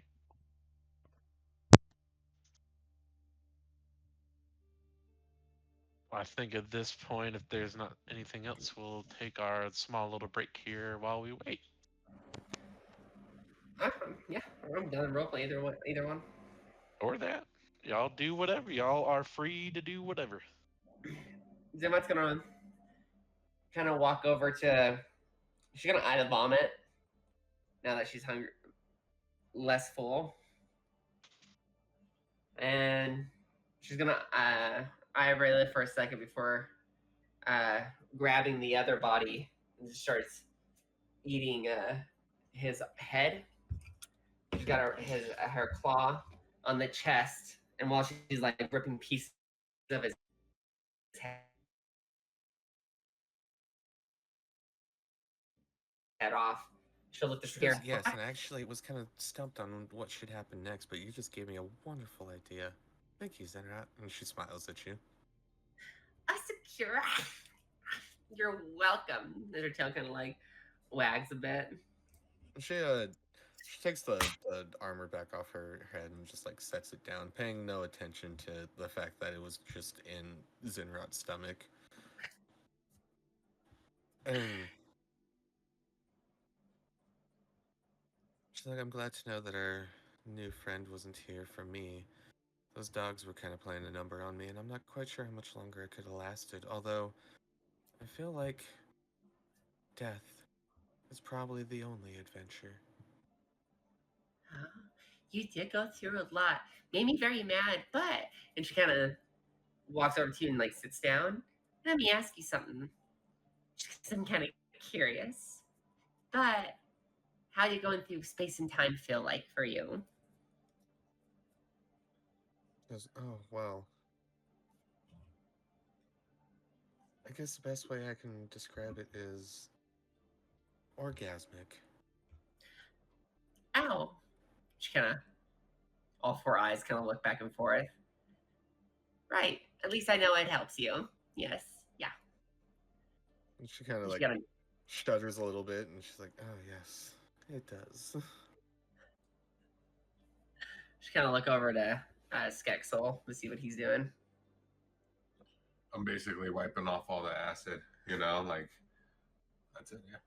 She'll kind of look at the. She's been gnawing on like the other bounty hunter's head. She's like, "You can have some if you want."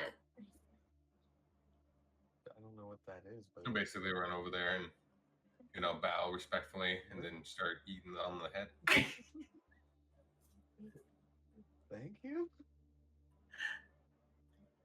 She'll Skexel honored. Yeah, while I'm just munching down. she'll just watch him eat the bounty hunter's head. If anybody's paying attention at this point, make a perception check for me. Or investigation. I might take either or here. Investigation's better than perception, that's for sure. Noise. Oh, yeah, that'd be a 16 on investigation. Okay. 14 for Acteza. Okay. 6. I got let me see, 19 for Zenrot and 17 for Saxville. Awesome. So, while we wait on Rayla, as She's back. you all, well, we will wait for her arrival. If she's back, she's not in the Discord. Oh, she is in the Discord. Forget what I said.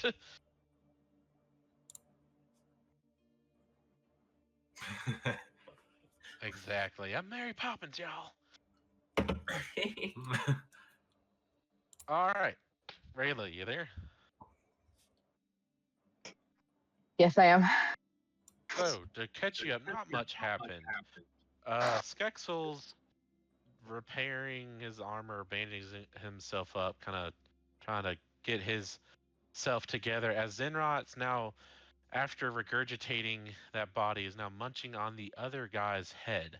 Not his whole body per se right now, but his head. As Sakira is sitting down writing in her little notebook a story of being digested by a dragon.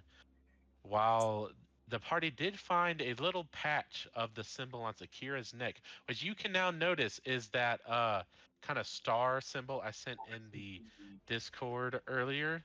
Mm. It's a patch resembling that patch.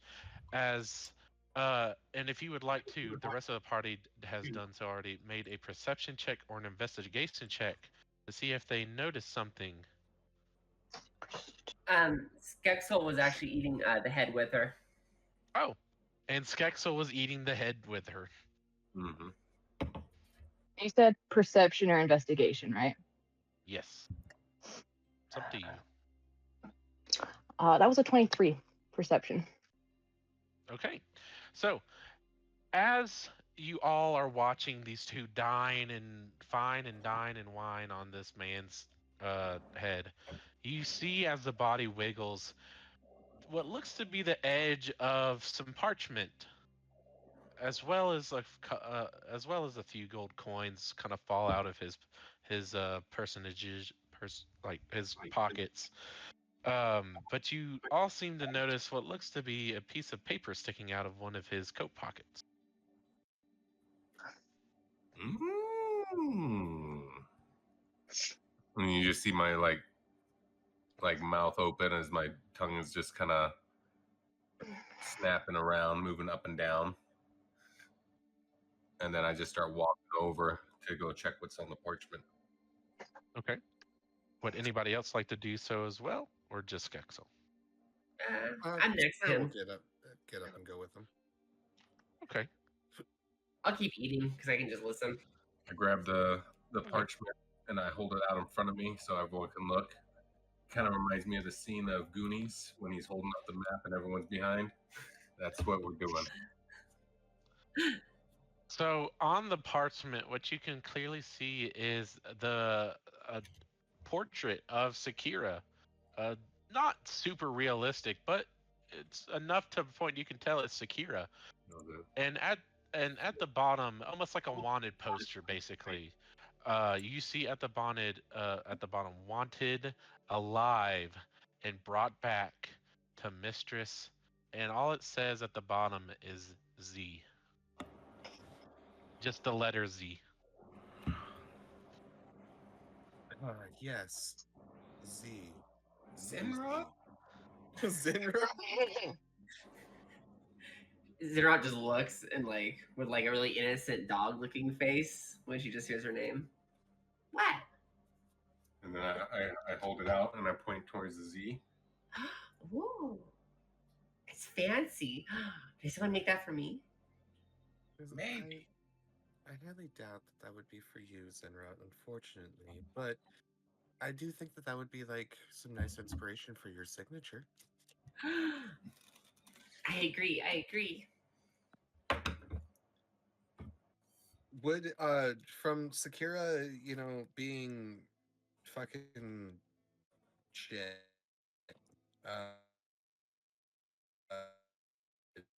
Your shit. No, from being like a slave in anything, would she recognize that Z at the bottom? You would actually. You would roll me a history check actually, just to see how well you recollect all this info. Fucking bad at those. 17. For being bad, you were decently good on that. So you do remember that your owner, your master, was of the noble name of Zella LaCroix. And this is the mistress that owned both you, just you and your mother. And from the high roll you made, you do remember that she is living in the city of Amon. And she is not only just a noble, she is one of the royal family. Wait, my mother is? No, your owner. Oh. Your mistress or master, whichever one And I you was a go slave. with. What the fuck? Wait a I second, don't I know was why. what? Mama, like- don't beat me. I was like, I wait a don't want second. the My feels. mom lives in town and she's royalty? Holy shit. And if you're trying to spell the name for your notes, it's ZELLA LACROI. Talk about Zella LaCroix. talk about a late way to do an abortion, so you get off the slavery. Never see him again.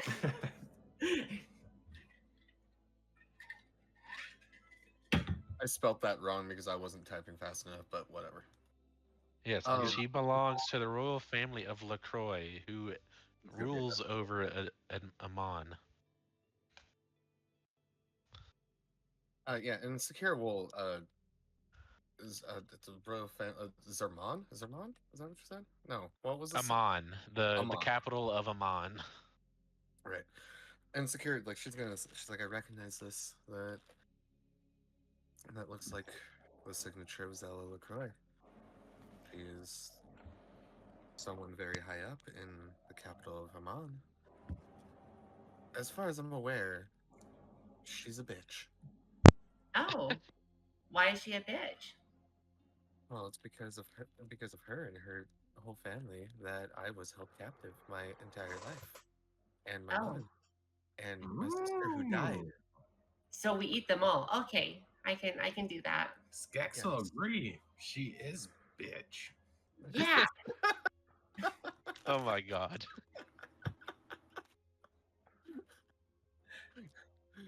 That would Yes. explain why the Yes, bounty we are in hunters. agreement.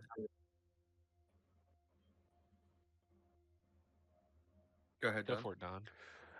That would explain why the bounty hunters were so well trained. The dogs and they all knew exactly how to approach an encounter. Rela, could you regale us for why you were hunting them specifically? Yeah. Yes, I too am curious.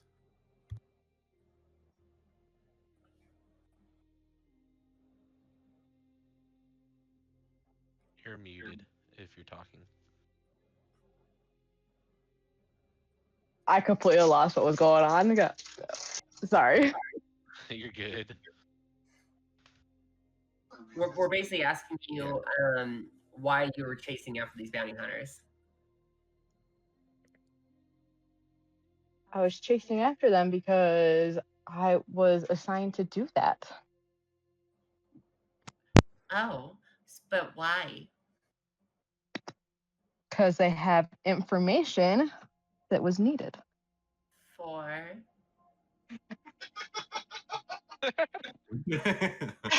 Or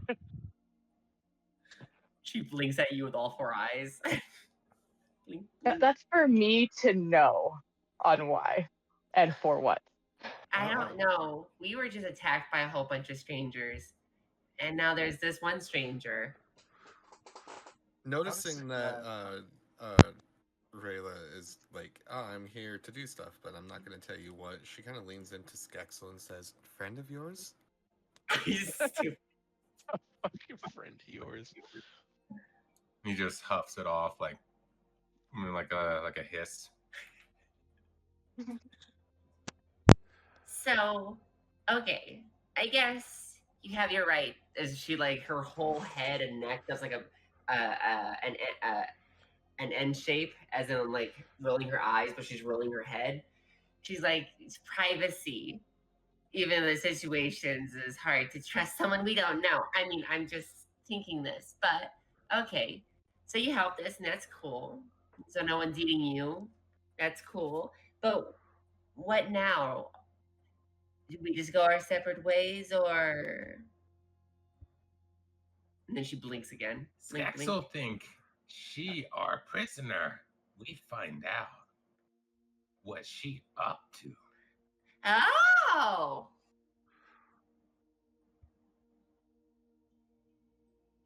See, I figured we could be friends and I could join you since you helped me kill the two guys I was Friends tell trying to truth. follow. Friends don't lie. I'm not Skexel, lying, though. let's, especially coming from you, getting all uppity about someone not giving us the full truth of their intentions. While I don't appreciate her vagueness, I'm pretty sure she's on the same standing as you are, in my opinion.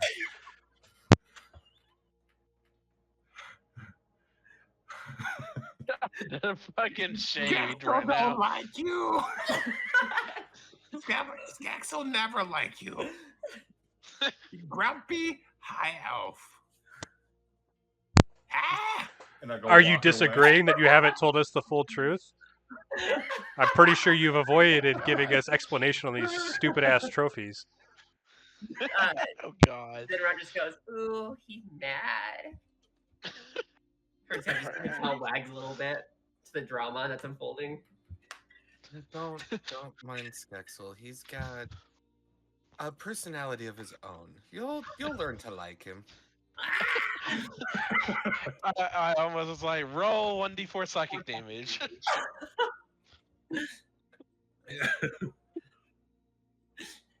Oh lordy. Okay, so you join us. I mean, she kind of looks at the group. Is that what we all want? I mean, I'm always down for new friends. As she, her tail starts to wag a little louder. It's like thump, thump, thump, thump, thump, thump. No offense to you, Rela, but I would appreciate another melee fighter in our group here. That way I can stand in the back line and not get attacked. So you're more than welcome to join. Ah, yes. A squishy pincushion in the front. That's what this party needs. Hey, I am not a squishy pincushion, thank you very much. I mean, you're all smushy to me. And she looks down at all of you. Oh God. We'll go with more of an invasive target.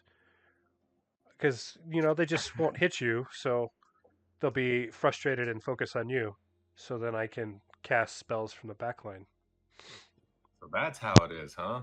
No, I'm out of character, but Can you imagine he starts selling he's selling it in a whole different way. Like it's any different all than what of we a sudden, just said. Skexel's like, oh, so that's how it is, huh? I mean, once again, Skexel has been riding on the dragon as a form of protection the entire time. True.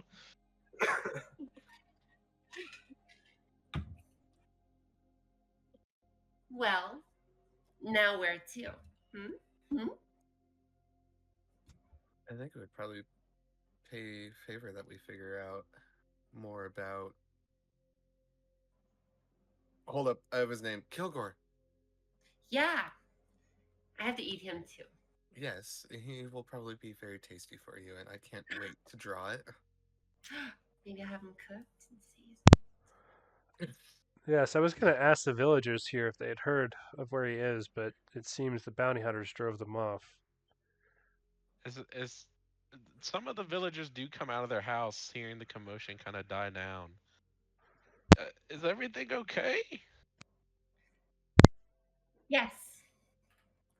She smiles in dragon. You just see Skexel with his head down, walking across the scene, back, to hop on Zinrat's back, just like in front of a camera, just slouched, walking back over, and I just hop on, and I'm just quiet.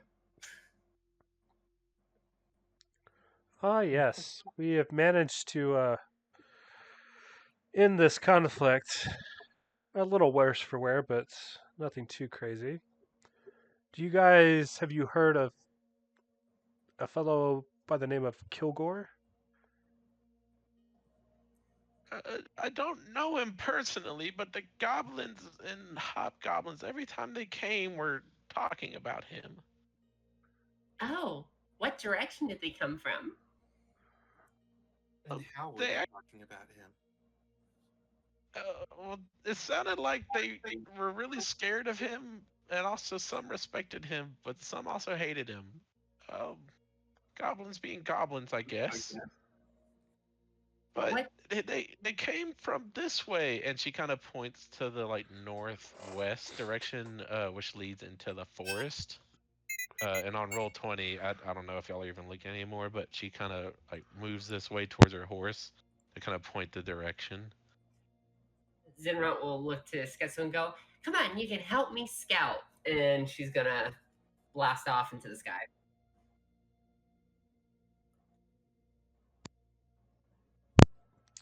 Much appreciated. We wanted to end this conflict. We've been worried that, based off of our actions with removing the goblin problem, that he may retaliate. I hope not. We've suffered enough. Look at my poor house. It's barely livable. It's gonna take us probably the rest of the summer months to get this fixed. But and I didn't catch your names. Who are all of you?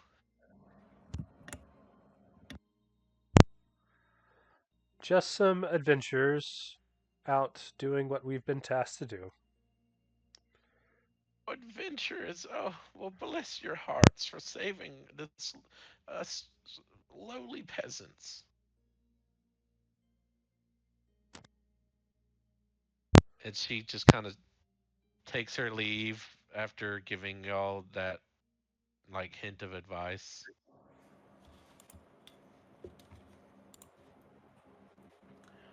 But maybe when we come back, we'll stop by. And so, what is the party doing at this point? Zinrot and Skexel have taken off to the air, and what looks to be a type of scouting out deal. What is the rest of the party doing at this point? We have Rela just recently joined this band after being heavily interrogated. Now watching the dragon fly off. What are you thinking?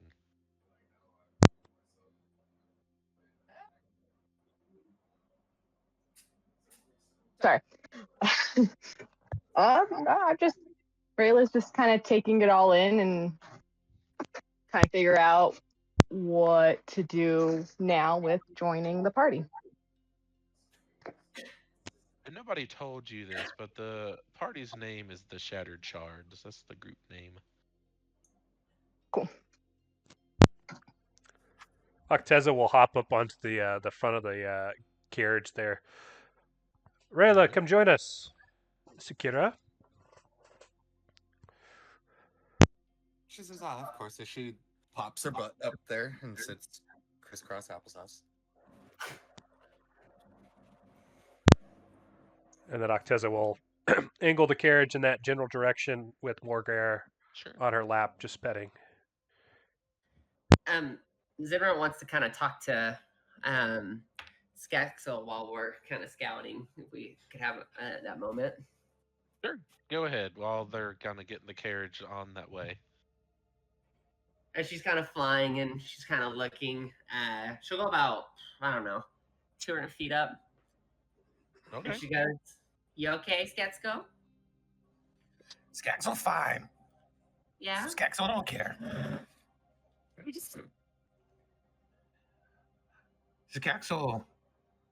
Skaxel on very important mission.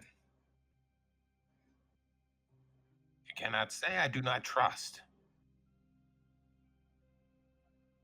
Last clan, I trust. Last clan. Trey. Oh. Trey, I'm so sorry. Skaxel okay. No worries. Skexel's strong. I like Skexel. Skaxel is strong. So strong. Now we find enemies. Mm, Yeah. You can help me. yes. And Skexel. Oh, go ahead. That's it. Skaxel strong. And Skexel, as she says, like, you can help me. You hear a familiar voice in your head that puts you on this task. You hear her mother in your head to say, "Help my daughter." And it kind of just rings in your ear as y'all fly off, scouting out the ahead. As the rest of the party kind of gets the carriage now aligned, And it's not such a dense forest that the carriage can't follow, but it does take a little bit of like a little bit to the left here around this tree, a little bit to the right here around this tree. So the Zenrod and Skexel do get a good ways off. I wouldn't say like a mile off, but they do get a little bit of a head lead on the rest of the group. Go ahead and roll me a perception since you are flying and scouting out the area ahead. Cool. Can I get And that? if Skexel's helping, yeah, you can roll with advantage. Cool. Perception? Yeah, perception or investigation, since you're kind of searching that way too. I got 15. Okay, with a 15, you definitely this forest. It almost is akin to the forest you grew up in with Acteza in your younger years as a little wormling, but it's not at the same point. You can tell there's been some trees chopped down here or there. Some look like human work, some look more crude. She'll follow And the after, crude ones. okay. As the rest of the party, you see Zenrot up ahead. At every other tree can kind of get a glimpse of her. You start to see her turn more towards the western route. Uh, and I'm going to safely assume the party will just follow in suit as best as they can. Yep, assuming the trees allow the carriage to fit through, then yes. Yeah, yep, they will. For the most part, they will. You just have to kind of bob and weave through trees for them. But yeah, you're able to follow pretty easily. And it's at this point that you all start to get closer and closer to this mountain. I won't say it's like a large mountain by any means, not the one that you all are familiar with near Amman, where you originally the cave's original location was. It's nothing as grandiose as those mountains, but it is a rocky mountain to be sure.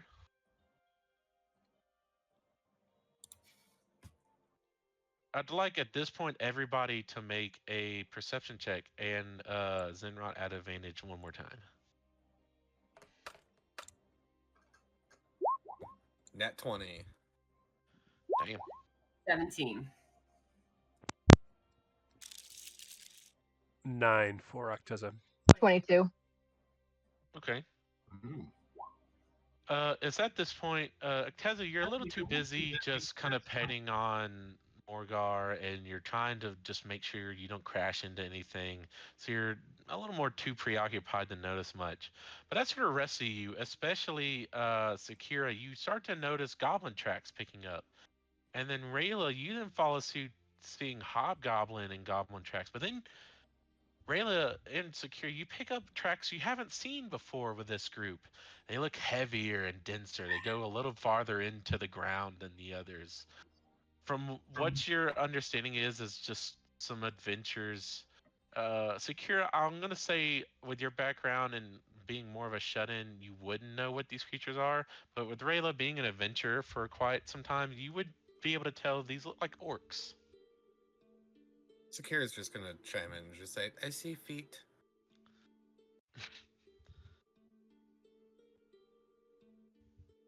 And then Zenrot, to top it all off, you don't exactly see tracks or anything, but you do see what looks to be the mouth of a cave at the bottom of this cliff.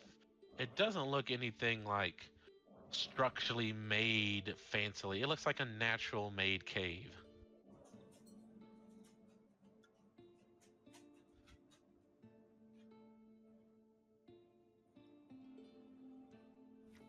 So, as you all are, yeah, that's what you see is a natural formed cave at the bottom of this mountain. Oh, sorry. I zoned out there for a second. I apologize. Yeah, I was like, Good. looking at you, I was like, hello. Are there like people? Like, does she see goblins and stuff in front of it, or is it just a buried You don't cave? see any goblins. You don't see any goblins or anything like fortifications or the like of that. But you do see what looks to be a natural formed cave. She looks at Skexgong, goes, "You scout in? I tell the others? No, No? no, we go back. You go back? Yes, we go back. We go back, and she does a U-turn, and she heads at full speed. She goes, "Hang on, Skexel," and she goes a little sonic boom as she flies. Still being no saddle, Skexel, make me a strength Yeah. or athletics I check know. to stay on. I was just thinking the same thing. I was like, why? Y'all really need to eventually invest in some equipment. But that's her personality too. So that that was bound to happen again.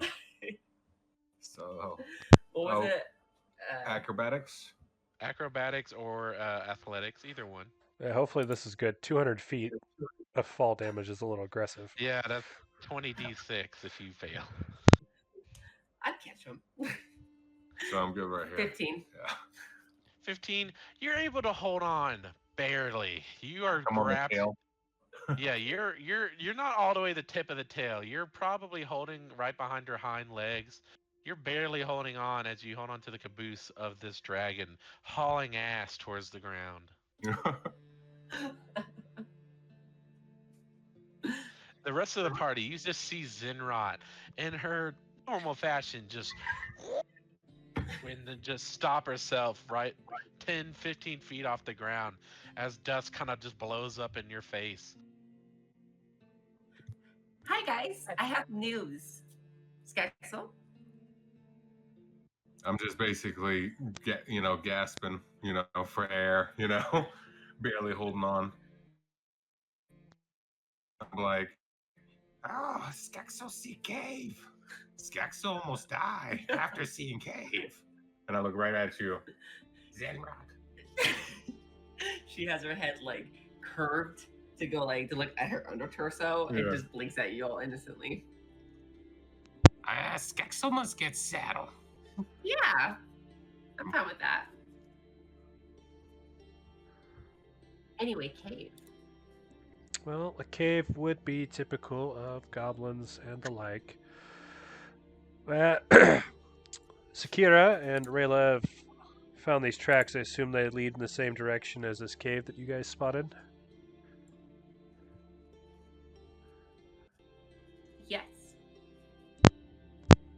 Well, onwards we go. Yeah? Okay. Then let's go. And she hovers about 10 feet, kind of swerving around trees slowly, going in that direction.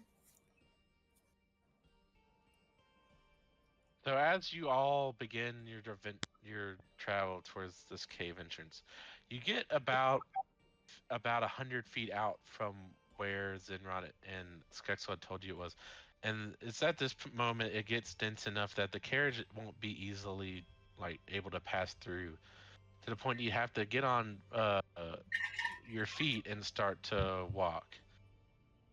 You all venture the rest of the way about 100 feet into this more denser, lush forest till you come to the cave entrance. Do you all see the screen on roll 20, by the way, the new one? Let me see. I see black. Yep. You see I see black. Is it Mr. Popo? All I can see is their teeth.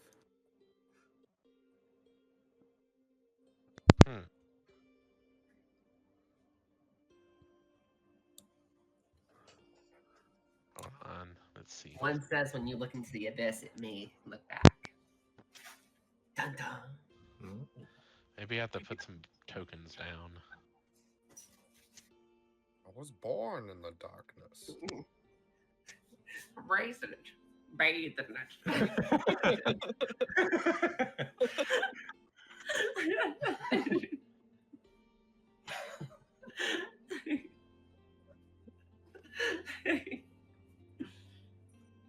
Do y'all say anything now? Oh, Sure. No.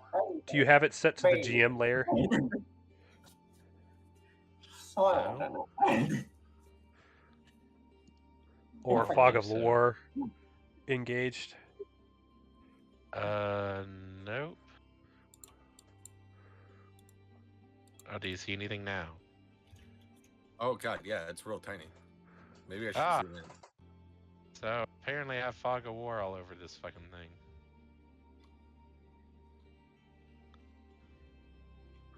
Which there's nothing wrong with that.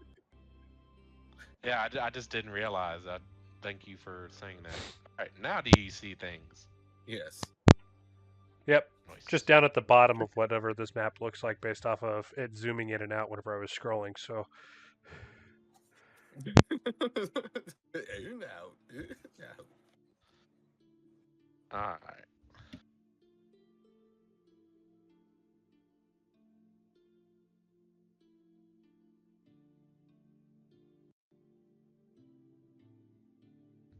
Y'all are huge. That is what she said. Oh, baby. Ooh, baby, when you done like that. Guys, my dog's so funny when he lays down. He's got so much extra skin. He makes like a puddle underneath him. No. Uh, So, and give me a minute while I describe. So you all come up to the entrance of this cave, and now that you can see into the cave, you do noticeably see some barricades. They're not roughly made in the sense of goblins. They're actually more well fortified, well, better made, I should say. This looks like a very good cave.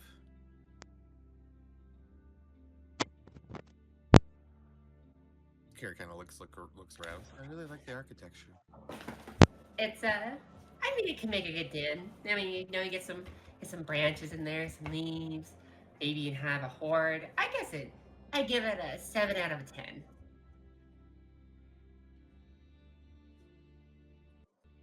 Oh, Huge. you're huge. Oh my god. Scats. Oh, there you go. I don't know if this is even a thing you can do, but I really wish I could just drag the tokens I had already made around, but whatever. Well, All right. should we send someone up to go first and scout ahead, or should we go together? Or what should we do?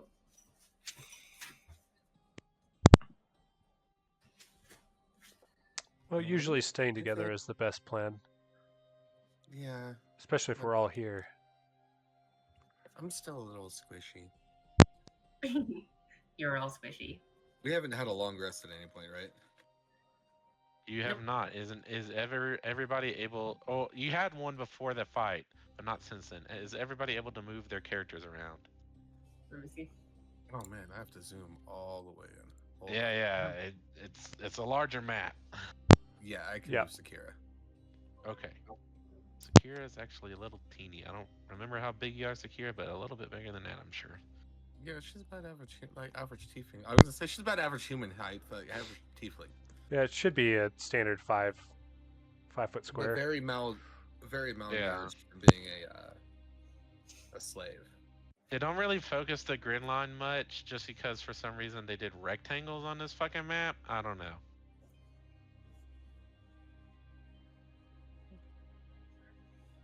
So, what is the party doing at this point? You've come to this cave entrance. You don't see anybody, but you definitely see some goblinoid orcish fortifications at the mouth of this cave. No guards, fortifications. I mean, that doesn't seem right. Either they're busy, or it's a type of a way to ambush. We should maybe go in like a formation type way, yes? Skexel, Sakira, should we take a short rest for you to recover, or are you guys ready? Short rest be good. Sakira just kind of like mockingly, like, Sakira, agree.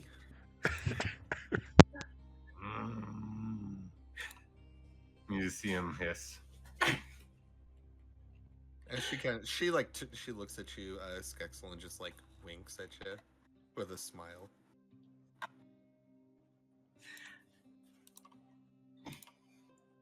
How do I do? What was I gonna do again? Short rest. Short rest. That's what I was Go gonna do. So are we taking a short rest? That sounds like it. Apparently the consensus is yes. And then you pick which one you want to roll. Alright, I need Roll to there. roll some things. Nope. Y'all take a short rest unabated. Hmm. And how many do you want to do? I'll do a few.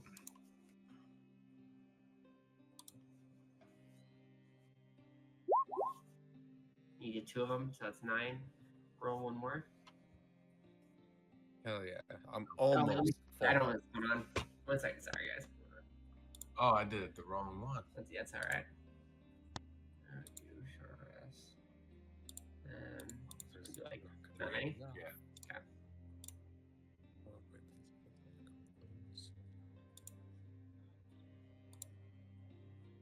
Okay, then we're just gonna roll it. It's Well, short rest. yeah, Take short rest. I did. I Press didn't it roll it. again. Huh? Press it again. Confirm. So we're just gonna manually roll it. So Okay. 3 d10 plus 2 each. So plus 6.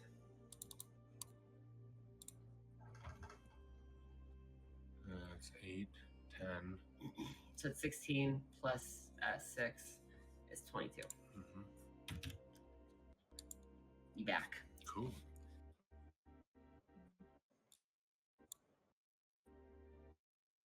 You know, I guess we'll just like hide it in the That's bushes. Zinra would have stayed watch. She Okay. didn't need the rest. You want me to roll anything for that? Sure. Give me a perception. I'll give you 17, dog. 17. You don't. Nobody comes out of the cave, but you definitely hear some goblins like cheering and making noises. You hear odd little clicking noises and Okay. the such. I will say mainly since you don't see anything visually, I will say smell wise, it smells foul. You can definitely smell the stench of goblin decaying meat, fresh meat. You even smell insects in there. Her tail will randomly kind of wag back and forth like boom boom boom boom. And she's kind of daydreaming about eating goblins. And Okay. she's just watching. But that's about all you notice. As everybody finishes their short rest, you all get up refreshed after maybe taking a small breather to eat a snack or two. Maybe if you ate a ration, go ahead and minus that from your inventory. Yeah, I wouldn't say you made a campfire or anything, but you definitely took a nice little breather for an hour.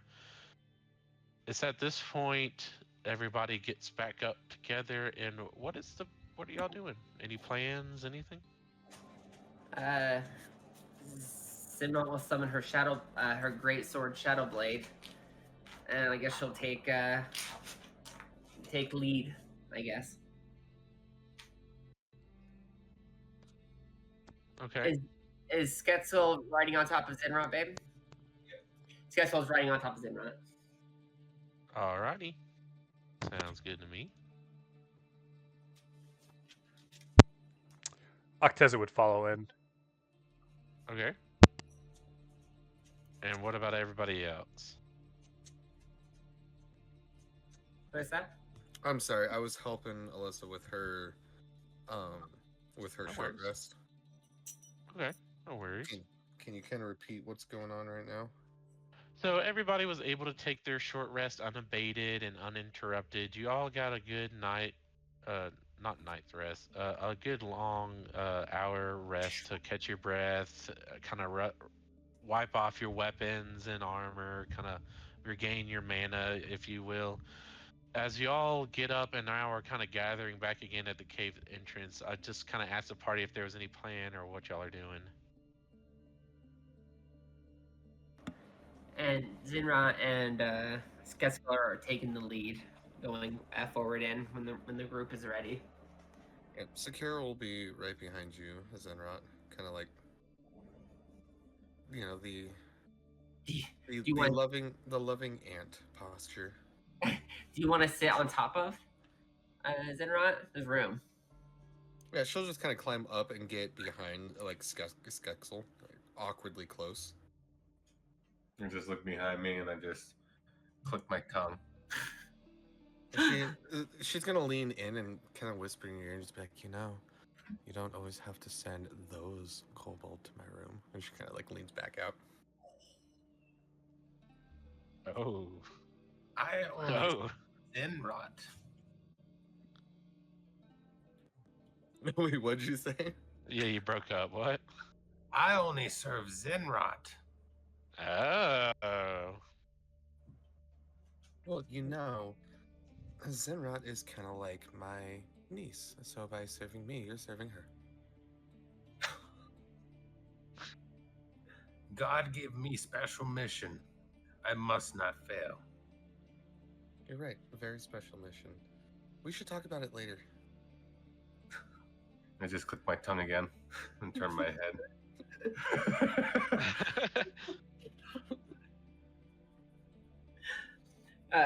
And Zinrat will summon her shadow, her greatsword Shadow Blade, and then look to Acteza and our new ally Rela.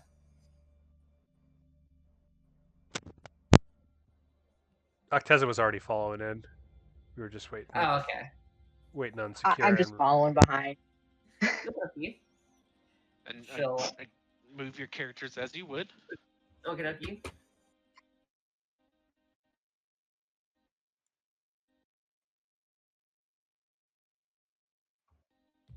You can't.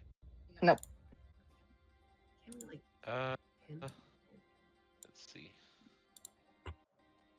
Oh, it did not assign you to it. I thought it saved it. Okay, there we go.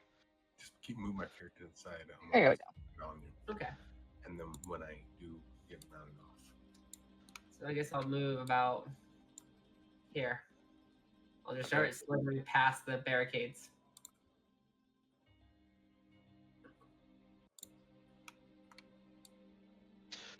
I won't even make you roll a perception. You can clearly hear there is goblins ahead, but you can't really discern which direction. Can I do a perception spell? Yes, or hearing, and you're all welcome to do so. Everyone just start smelling. Wait, what are we doing? A perception? Wait, oh shit. We're all the way up here. Don't do At 21 on my smell, she just starts sniffing the air, and you guys will just start to hear like this purring noise with little bits of clicking every time she smells.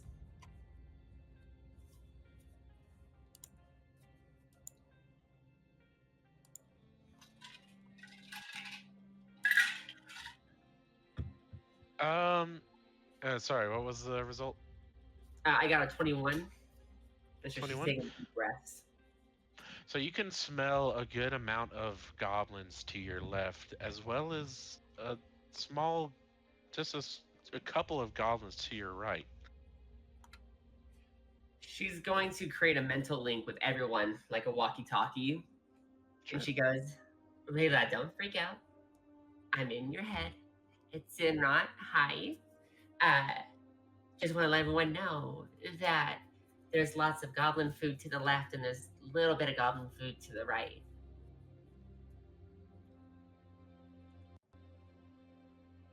You all can talk. You can't communicate back to her in that way, but she can communicate to you in that Oh way. no, they can all talk. Oh, is that like a spell? It's part of my thing. Let me see here, because you can talk back and forth. Bear with me one second.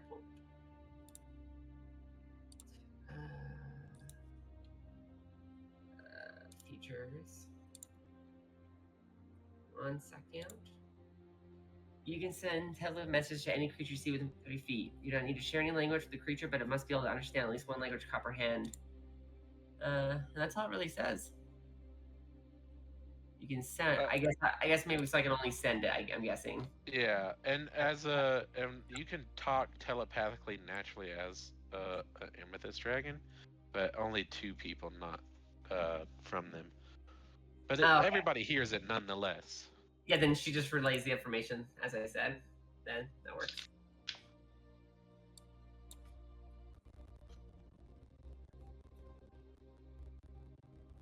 Okay. Well, y'all are presented with 2 different paths here, one to the left and one to the kind of forward right. Which one are y'all taking? Zinrot, you lead. Oh, me? looks at the Yes. group. Yes, Zenrot, you have the better smell, and you are quite bigger than all of us. As she like pats you as she's riding on top of you. Okay. And she'll head to the left. And she'll just say through everyone's minds, just remember we might have someone coming up our flank as she starts to head this way. All right, and I'll have you stop right there. Can I roll a stealth check as I was going up? Sure, I'll give it to you. I'll be nice, I guess. 8. Yeah. So I will say that little area there you went there, as you can clearly see, is pretty slender. It's even for a normal humanoid a little smaller of a pathway. So you Zenrot, you're definitely having to suck it in a little bit and tuck your wings in real hard as you kind of shimmy your way through. You tried to do it sneakily, but you're definitely scraping against the walls. Yeah, As she's you doing all the come cartoon into this tippy room, toes. huh? As she does the cartoon tippy toes, like that. She's just Yeah, making a yeah. rock herself. As you all come into this room, there seems to be a good handful of goblins, and 2 specifically look straight at Zenrot. And Zenrot, you look them in the eye as well. As you come in, and they're just like, invaders, intruders, intruders. Reaction, let me see. I'll give Zenrot. I'll give you just enough time to do 1 reaction. And I can attack with a reaction or no? You can either move, you can cast a spell. Yeah, you can basically attack. Oh, okay. Since you're kind of surprising them, is how I'm looking at it. Since y'all are surprising, you kind of get the first little reaction off. As she sees them, all her eyes glow green as she opens her mouth, and a massive wave of insects shoot out of her mouth as she's going to use infestation. And a 30. Is it 30? Let me see here. It's 30 feet, but 30 feet in a circle. I don't know what about a circle or not. Oh, it just says that the range. You cause a cloud of mites. So Guessing- 30 feet right in front of you. Well, yeah, because Look at that chart. Does the chart have it for infestation? No, for a circle. Oh, that's right. Yeah.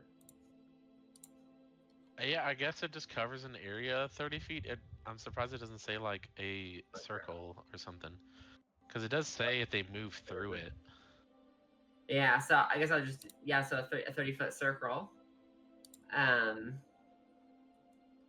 You cause a cloud. Do it right, no. You think right there? Yeah. Okay. Yeah, so she'll do it right there. Yeah, right there. Is that? I wonder if that's big enough. Huh. Oh no, it would fill up this whole. Oh my god. Yes, she just. Okay, so she's gonna fill it up like this then. Let me see. Shoot it far away. Yeah. It's still gonna hit us.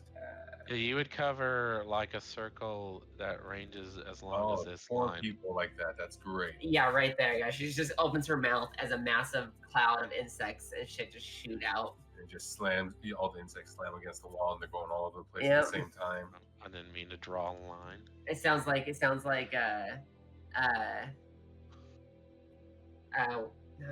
the god's name?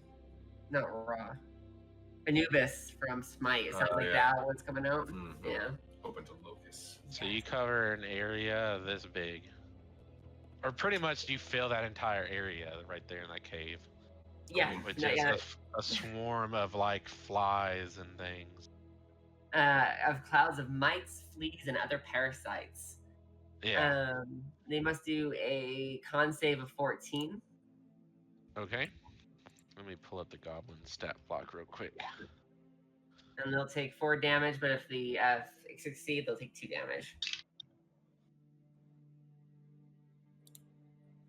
The con save, correct? Yep, 14.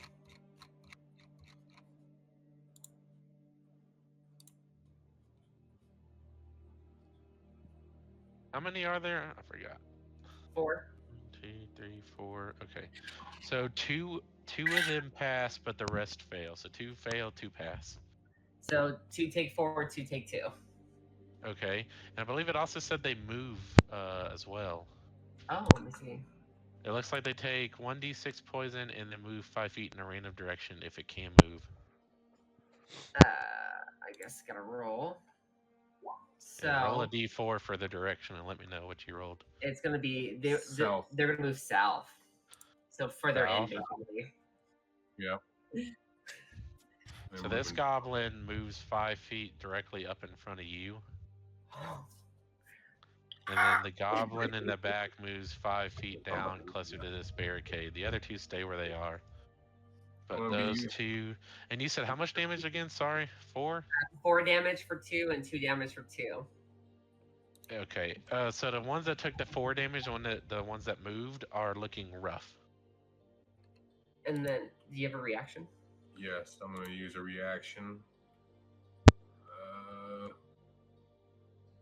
And then the I thought there was one cloud's they done move after that too.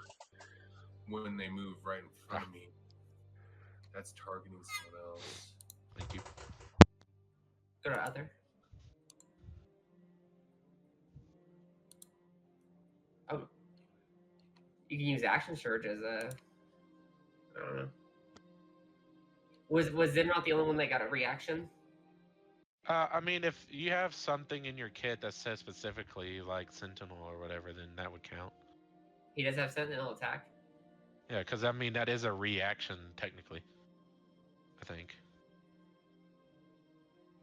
Well, opportunity of attack, right? No, it No. didn't leave out. He came in. Yeah. Well, he came in. I think Sentinels, when they enter your reach too, you can take a reaction to hit them. I think so. The full definition. I think that's You're right. I didn't read the rest of it. If I It's if they make an recall attack. correctly. Yeah. When the creature with an opportunity attack, the creature's speed becomes 0 for the rest of the turn. Creatures provoke opportunity attacks from you, even if they take the disengage action. That's what it is. If they leave now. Yeah, if they leave, so no. Yeah, so it's only when that happens, or if they attack anyone else but me.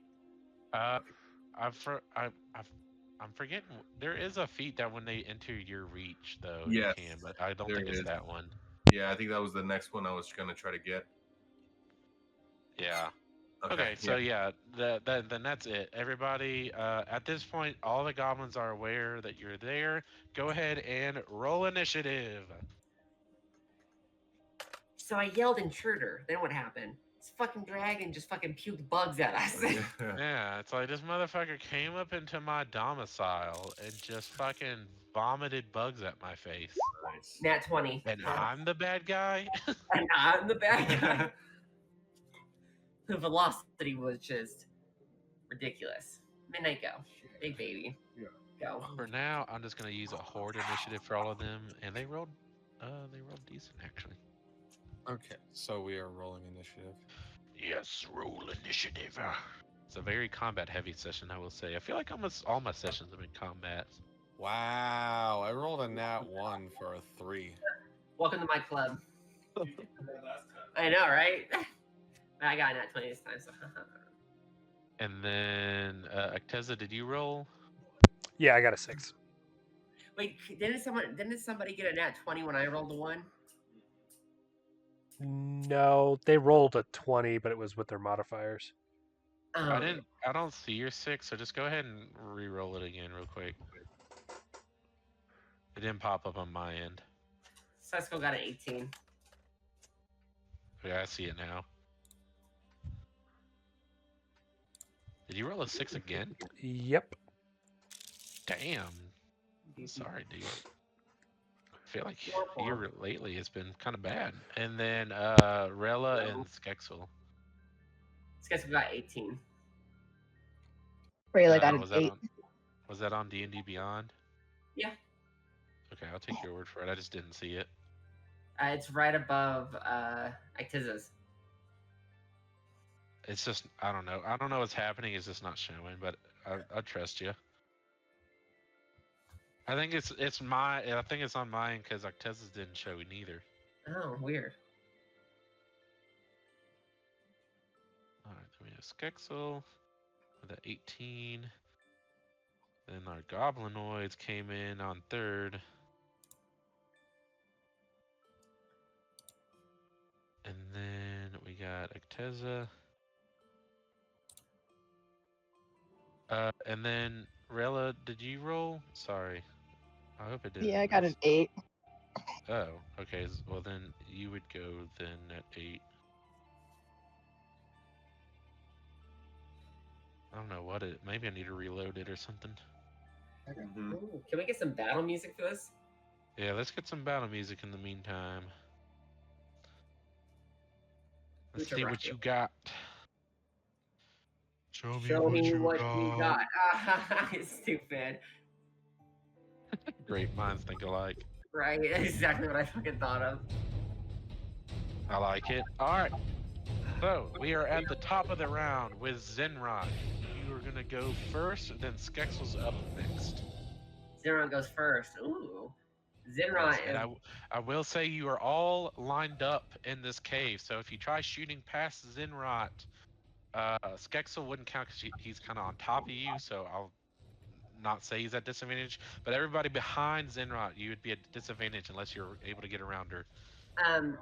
Sakira's on top of Zenron too. Oh, and Sakira included. You're fine. I'm going to do.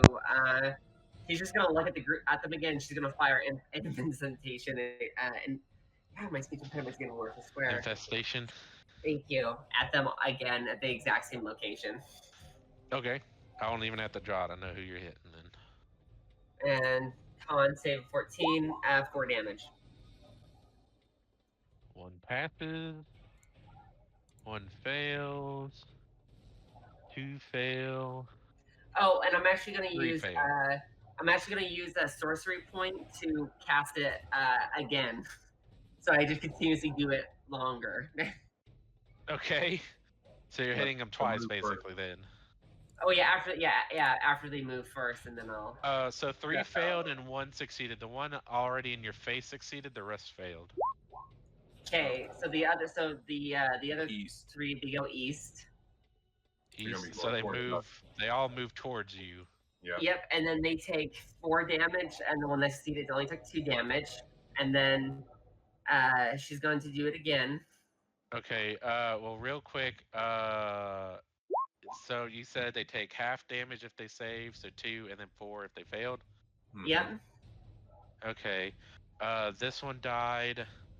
The one right in front of you is bloody, and the rest are looking rough. Perfect. Yeah, it's like the one that dies, the insects just ate it away. That it's all like skin, like grafted skin and bone, as it's just like a dried up husk. Ugh. Yeah, I like it. Mummified it. Yeah. Yeah, and you still got insects going in and out of the mouth and ears and everything. Oh, gross. Yeah, it's just like covered in different parts or black spots. So there's still flesh there, but it's just holes all over, and it's just going in and out. That's a pass for the second one. That's a pass for the second one, and they all pass. They all take 1 damage. Okay, And they all are looking bloody. They go towards us yeah, again. they're all looking bloody now. and they go even closer to us. Oh well, that one can't really they're all move inside you, so they're all kind of like this now. And she ends will end her turn. Okay, it is now Skexel and then goblins. Yeah, excellent.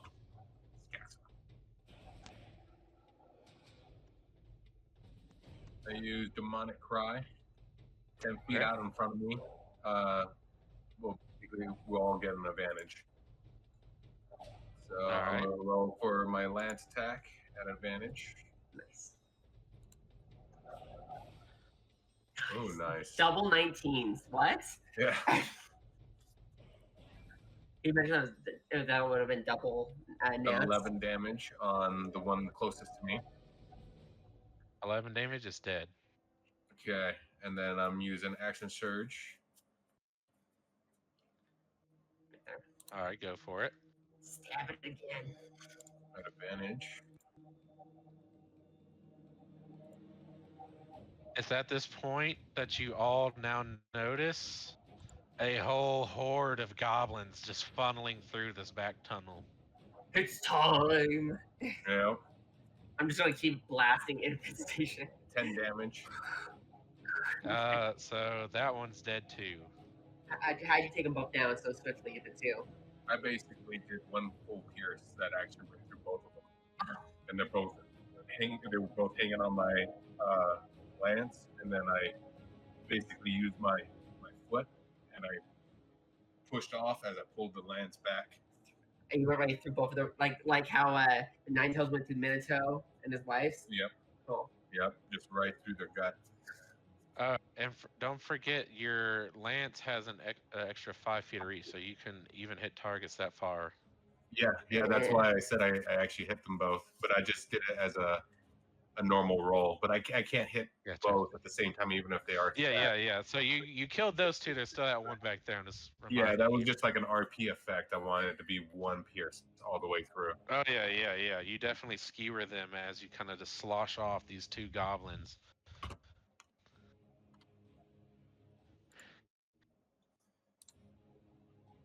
And he ends his turn. Okay. Goblins are now going to take their turn with Rela on deck. So yeah, you see this goblin is going to move right up to you. This goblin's going to move up to you. This goblin's going to move up to you. This goblin's going to move up to you. This goblin's going to move up to you. And then the rest are still funneling their way into this cavern. Let's go. And those 5 are all going to attack you simultaneously. It's and of just like a whole heap of slashes. Oh. I'm gonna assume that misses. That hits for sure. Put me in captain. Misses.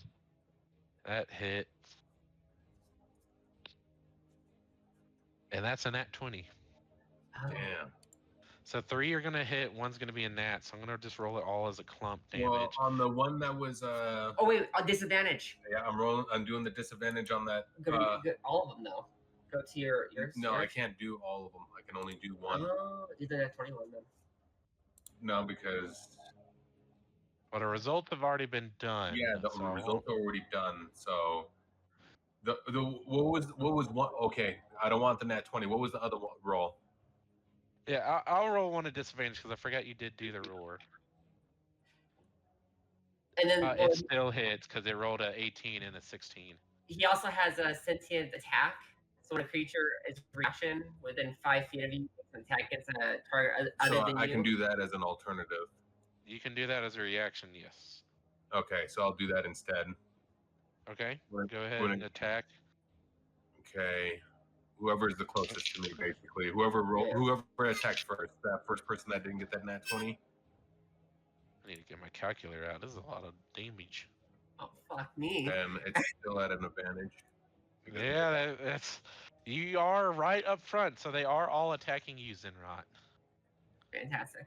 Oh no, it wasn't at an advantage. So then you would just end the 13.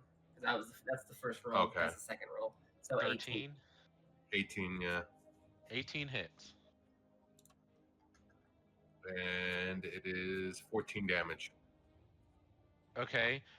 So I will say the goblin is able to get his damage through, but you also kill him at the same time. Cool. Because basically they hit you with the attack, and as a reaction, you're hitting them back. Yeah, that's exactly what it is. Zombie unit. So you're gonna take 14 damage, Zinrot, from one attack. Then you're gonna take 4 more damage. So that's a total of 18. 18. And then you're gonna take 4 more. Actually, no, that's 6 more, and then that's the end of their turn. Her face is like covered in her purple blood. Or no, her dark blue, no, light blue blood. It's bleeding all over from multiple stabs. It is like covered.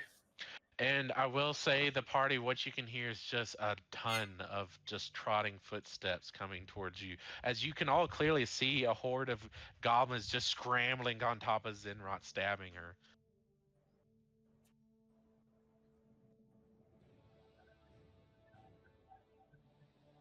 All right, and with the And one goblins, of them died, right? yes, one of them did die. I will say it's the one. I'm just going to say it's the one directly in front. Okay. And before the end of the turn, they just keep Collapse, so. shuffling forward. The grinder keeps a grinding.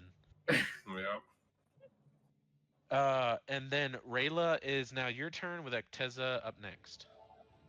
I will say you're able to move around each other, so I guess to an extent you could get up to the goblins to attack, but I'm only going to allow like the 2 people on top and then just 1 person at a time underneath in this situation because it's such a tight space.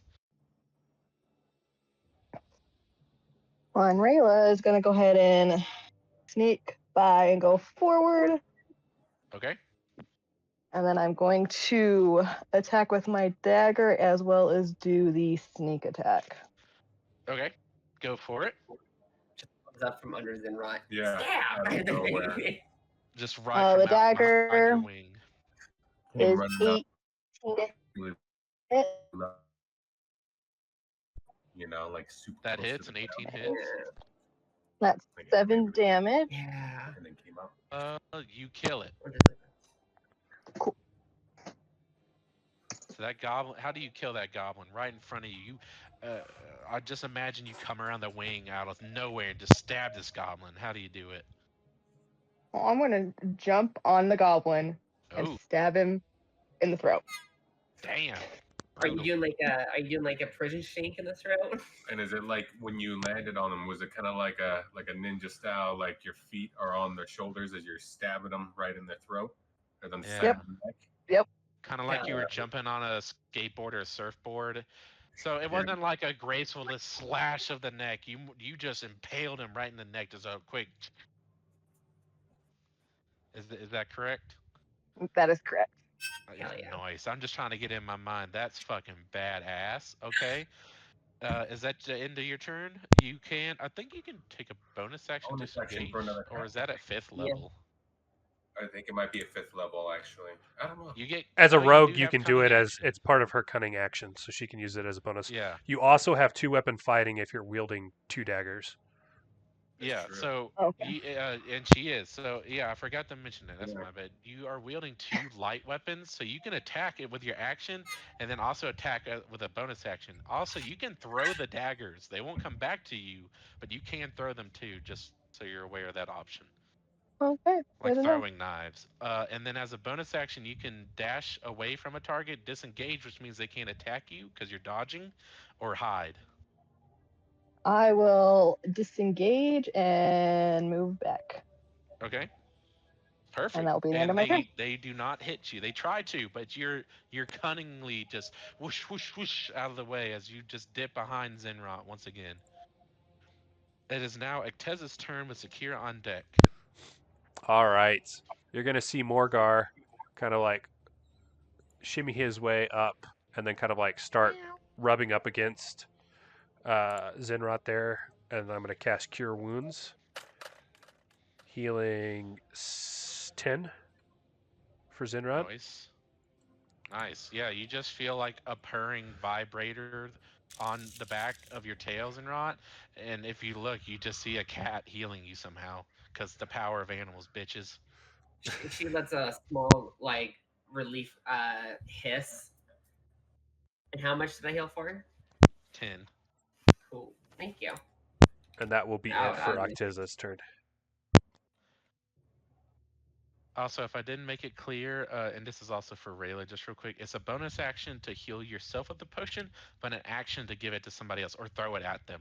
I will say in my game, if you throw a potion at somebody, it does shatter the glass, but the healing potion kind of outrides that in my head. So you could theoretically throw it like a spell, basically, and heal somebody that way. Just in case, if y'all need that kind of help. Heal smacks him in the face. Yeah, I cast iron, hits him with a sword. I cast fire. All right. So if that's Acteza's turn, is now Sakira's turn with Zenrod on deck. Yes. Yes. Um. And you are within striking range, Sakira. Even while being on the back of Zenrot. Yeah, I mean, how I'm looking at it is you're on top of like a horse, quote unquote, like or a dragon, and you can like shoot spells down from there, just like you could from like a horse in D&D, or slash something if you have something to hit with. Right. Is there 3 or 4 goblins in this area right here? So there are 3 goblins just climbing on Zenrot, and you are far enough into this, you can just see a horde of.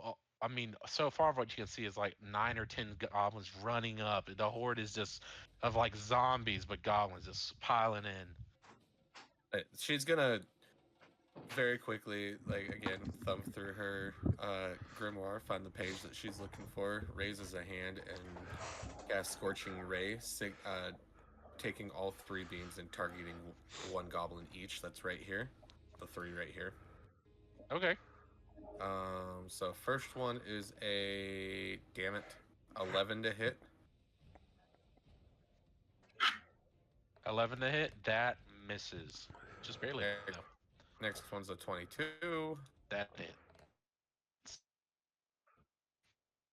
Next, nat 20. Oh, yeah. That's a That 26. fucking hits. Okay, so the first one that hits is going to take. That one's going. God damn. The crit is going to take 20 damage. Dead. Dead. That last one is going to take 11. No, it's still critting. I don't know. Some spells you only roll the damage once and it counts for all of them. Like I know Magic Missile that way. I don't know if that spells that way. Okay. I mean, if you're fine with the. I mean, it sounds broken, but if D&D Beyond's doing that, it might be how that is. Well, the next damage point was 11. Well, that's dead. So then I was able to take out the 2 of them, and 1's still standing. Yeah. So the 2 in front just die, as you just all that's left is 1 now, just scrambling at this moment. And Sakira will end her turn there, as she just kind of like closes her book and holds it back to her chest and says, more blood. Good. It is always blood for the blood god. Zenrot is now next with Skexel on deck. Zenrod's just gonna kind of let out some low, like T-Rex kind of like groans. Like no, very low noises from the pain. As her eyes are gonna glow, she's gonna speak in Draconic as her whole body begins to start vibrating like a reverse flash and cast blur on herself.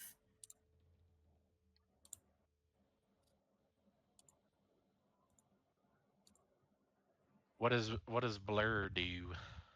Basically, anyone that tries to hit me is hitting me at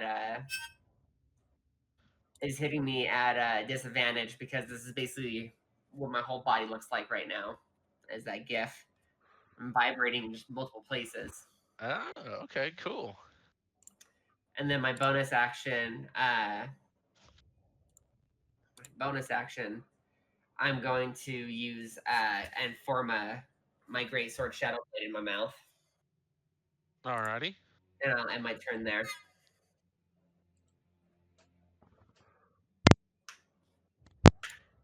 Nice. All right, and there's now Skexel up with goblins coming up next. Okay, I'm gonna use my booming blade. Okay. Ooh, what does that look like with your lance? Basically, you just see this kind of like electricity, just snap and crackle, but you never really see it go off. It's the thrust, and it's like a sonic wave. Yeah, like as you hit like a Yeah. Kinda like, so you see electricity build up into the lance, but it never kind of ever arcs. like Yamato's Bankai, where like you don't see the heat until he hits. Yep. And then it's in like, yeah, that's cool. So when I thrust, it's like a delayed action, like maybe half a second later, less than a second. The shock wave comes from that general center point of where my actual lance It was. Yeah, where the lance was, you know, So like right on the tip. Divergent fist. Nice. Yeah, so that's where that little circle begins and then goes Cool. outward. A UG punch. Nice. Hell yeah. Sounds cool. Go for it. So how does this work? You brandish the weapon using the spellcasting, make a melee attack with On it. hit. Yeah, so you basically just do a regular melee attack, but the spell's on top. Yeah, so you do your normal attack. So go to action. To your lance. Yes. Roll your damage. That hits, yep. That's 6 damage. And then It's dead. 1d8 for booming. So go there. 1d8 right here. Right there. Roll that. So 6 damage plus 7. So that's 13 damage. Nice. Stop already dead. He dead? Yeah, he died. He died on the initial hit. Does he have like a big hole in the middle of his chest when the boom Basically, goes off? when the boom goes off, it just kind of turns into a lot of different types of body pieces that just kind of got shattered all over the place. Oh, my Yeah, God. just In lots of different splatters. directions. He's like, Yeah.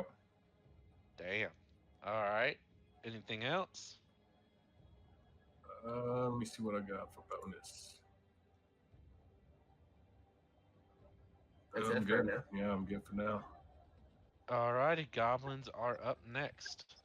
So, Acteza, while you're standing there, you start to hear some pitter patter coming from behind you.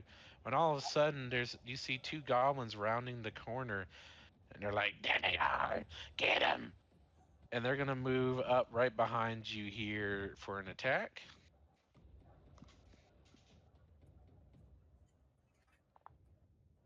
That misses. You need to do that swarm again. That is hold on. What is goblin? If 15 to hit, does that hit? Yep. Alrighty. So only one of them is able to land a decent attack on you, dealing 3 damage as it kind of just slashes at your ankles. Or not at your ankles, but your calves as you start to turn around, noticing it behind you. It's at this moment that the rest of the goblins are just piling in, and the horde just continues to do horde things as these goblins are just crawling all over the front of you, Zenrot, trying to grab at your mouth and like pull you down and that kind of stuff.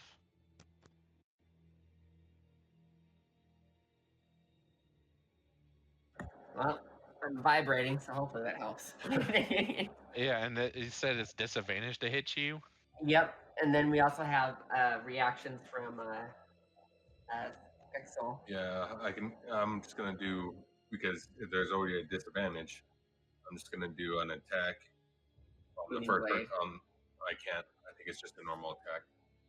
I swear to you, I don't know what it is, but I'm rolling good this time. That was a nat 20 on disadvantage.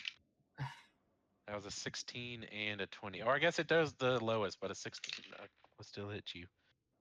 I'm gonna die. That one misses. That one misses. That one for sure misses.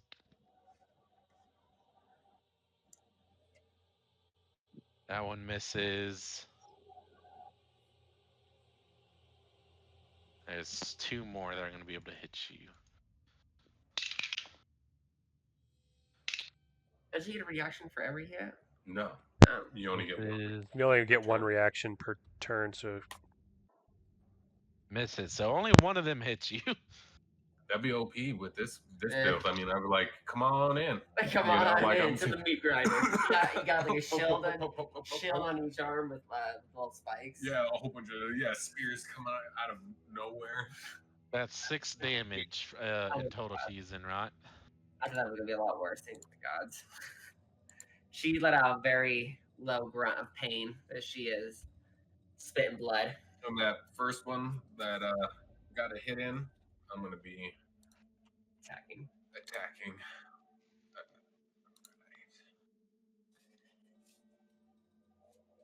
Is it? I can't remember. Is it at advantage? If you have your screech and stuff, yeah. No, I didn't use my Oh. screech, so it's just an attack. Yeah, just an attack. I didn't know if it was built in. Damn. 7. 7 to hit. That misses. And it's at the end of this turn that you see 3 more goblins rounding the corner, kind of making their way towards you. It's time to go. We're blocked in the back. Yeah, but I'm just thinking to myself. Oh yeah, I'm squished. You know, I like, was like, there's 3 more. I was like, if that was it right there, maybe we could push. But we just need a good AoE spell. Really, it gets a lot of things. Just get that AoE spell out. mhm. It's at this point, it is Rela's turn with Acteza on deck. Rela, what you got? So I'm gonna come over to these two here, Like it, I like it. and we are gonna sneak attack them. Stab Sure. them in the face. In the face. With 9 damage. 9 damage. Noise. Do the hit first. Mm. Sneak attack's not an auto. It's just on top of the other damage you do. So that was a Whoa. Doesn't 20. matter. to hit. Doesn't matter. I'll take the 9. You kill that goblin. How do you Excellent. do it? No, sticking up. Gonna jump on him again and stab him in the heart. A couple times this yeah. time. I'm angry. I'm Acteza, angry now. Acteza, you just see this humanoid just whisk by you, to just stab right in the heart. And this is why we added you to our team. Yeah. Stab, stab, stab, stab. Anything violence else for your is here turn? for it. And then I will go ahead and disengage again and go back where I was. Cool. And that's the end of my turn. Alrighty. It is now Acteza's turn with Sakira on deck. Sakira. Acteza is going to use Sacred Flame on the goblin there in front of her. That's Dex 14.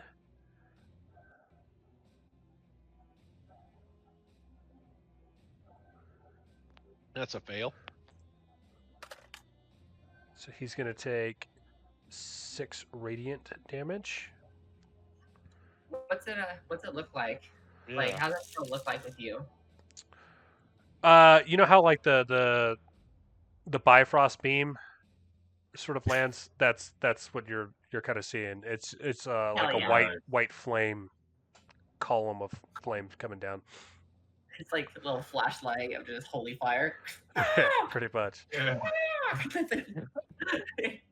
And then she's going to use her bonus action to use a d6 on Zenrot to heal. Oh, thank you. For 3. Reminds me of Final Fantasy Tactics. One of the Holy Knights would use their attack. This kind of beam of light would just roast them. Yeah. That is it for Acteza. Okay.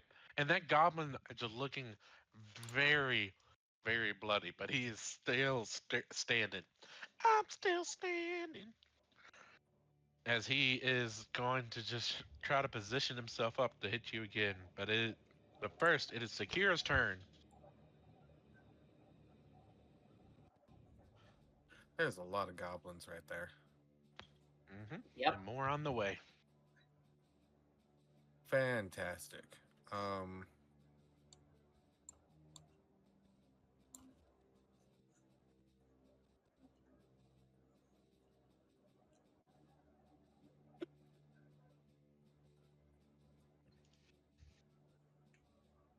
Okay. We. AOE. AoE.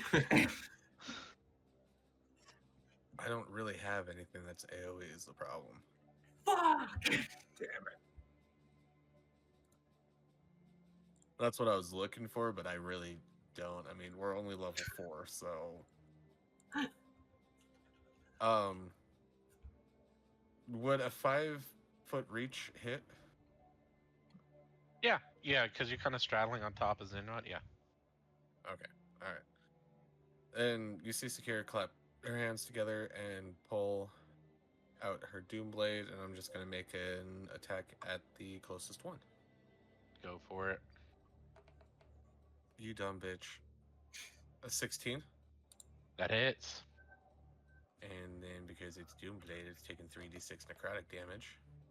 That'll be 11 necrotic damage. It's dead. So she just cleaves it right in half. Just glah! And clap. And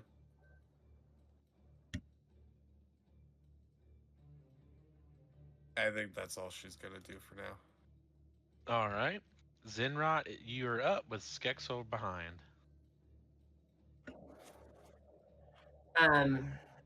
Zinra is as she's still vibrating, she opens her mouth, and as she begins to cast infestation, that white aura begins to kind of swirl around her as her meta magic activates for her sheer need to survive. Okay. And she's going to use transmute spell, Oh. and she's going to turn the infestation into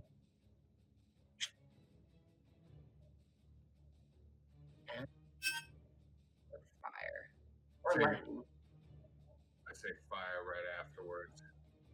Okay, well, no, I can transmute it into being a different type of damage after fire. I think doesn't Colt let Riley turn it into a healing spell? I have no idea, but I can't turn around and fire it to do that. Oh yeah, I'm just saying. I believe he does. I'll double check with him, but if he does, I'm fine with letting you do that too. No, I'm reading it. It doesn't. I know, but I think Fire. he just lets that be a thing. But if you don't want it, sure, I don't care. Yeah, doesn't he do that as that's a homebrew? Yeah, he Yeah. kind of just homebrews that in there. Actually, I have another idea. I'm gonna do when she opens it, and I just like acid. When she fires it, what's actually coming out of her mouth is kind of like a whole bunch of little fireflies, but they're acid flies, and as they come out, they all just pop with little spots of acid. Every time they touch, they just explode. They just explode with acid. So turn that into acid damage. Okay. And I'll say you put it just perfectly out of harm's way of all of you. And where I want to put it is where it also hits the hallway. So I want to move it like right here, basically.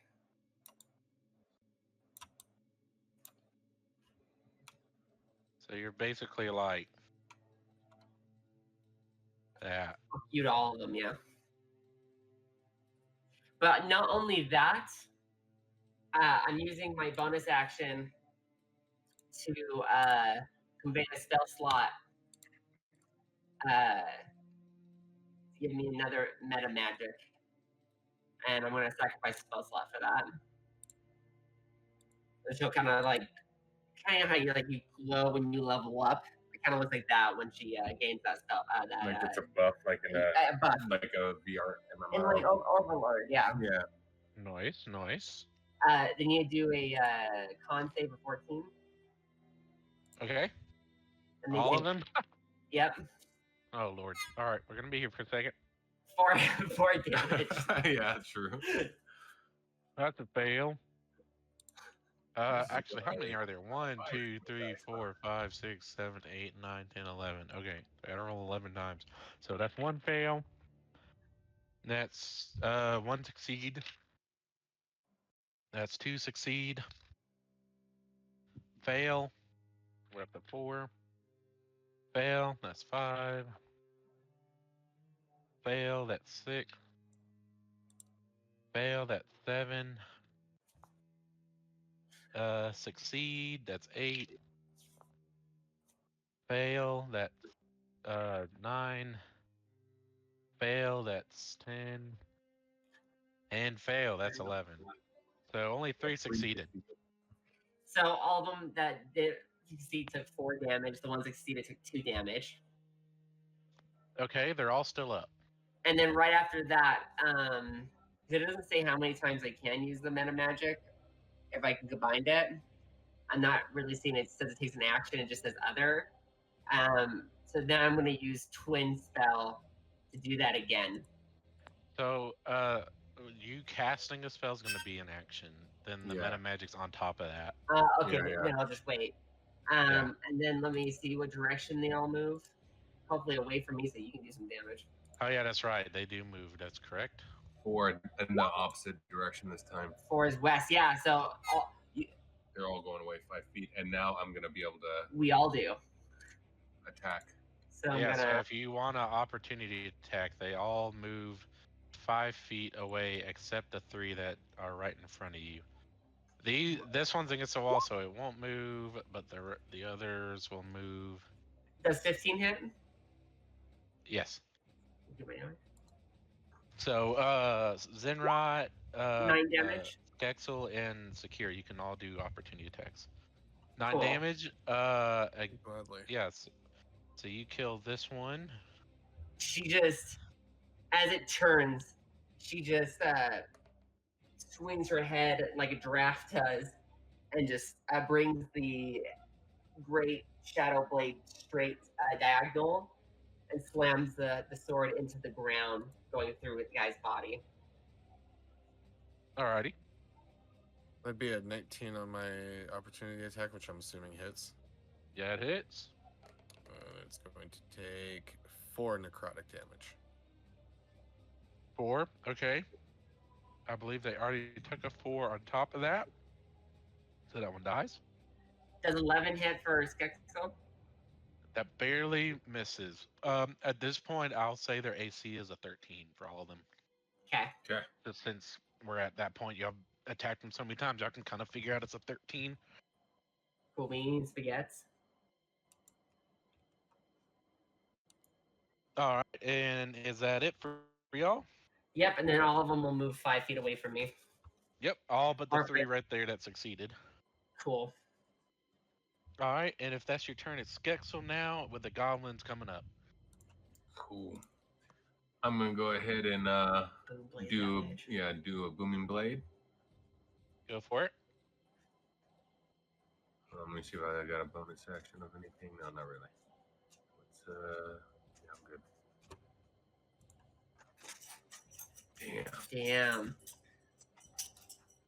And that's gonna end my turn. All right. Goblins Yeah. are back up, and then that's gone. So now goblins are just going to come right back on top of you again. I'm blurring still. Okay. And then let's see if these guys have enough. Oh, yeah, they make it. So now these guys are going to make on top of you. So now you just have the full horde and its whole might is now on top of you, Zenrot. Just crawling up, like some are in your face, Skexel, just running up to you.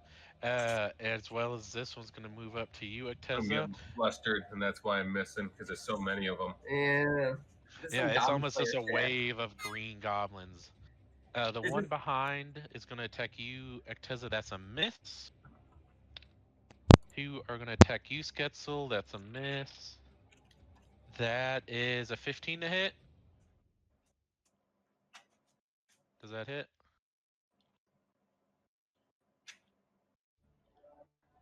Kex? That's for Skexel, right? Yeah. Careful. Hmm? He's starting you. Heck. What Does a happened? 15 hit? I don't think so. Yeah, it does. It's equal. Oh, it's equal? Yeah. Okay, if meets it, it goes to the attacker. Alright, so that is going to be a total of 3 damage to you, Skexel. Alright, let's see. So those 2 attack you, so that's 1, 2, 3, 4, 5, 6, 7 for the dragon. Does a 13 hit? No. That's the Okay. one that I'm going to do an attack on. What is your AC? Is it 15. at 14? Oh, 15. So that misses. Yes. That So is a 15. Luckily, so one will hit. And just so Skexel hits everybody's, with his reaction. but he already used his reaction.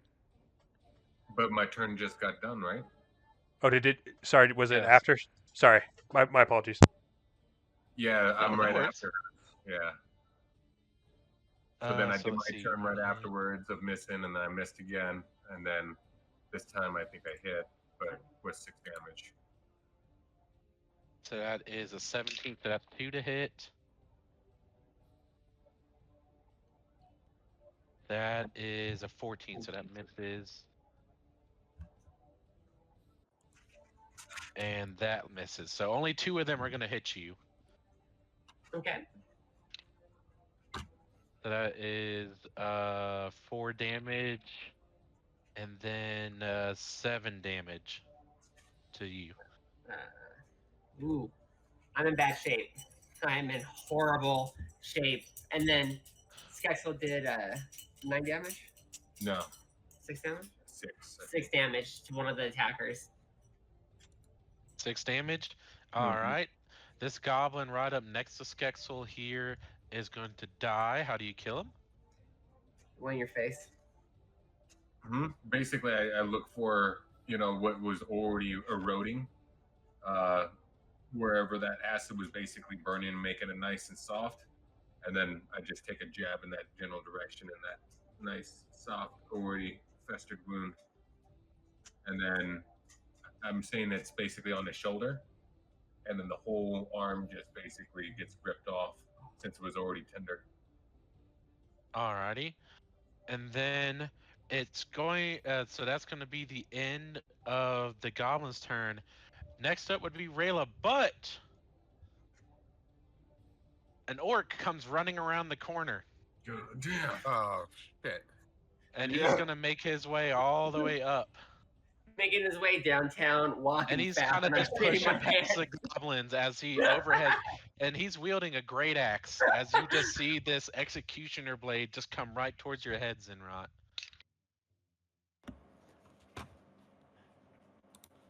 And he luckily misses you as you narrowly kind of blur back and forth. He hits just an inch off of your head as he just reels back for another go.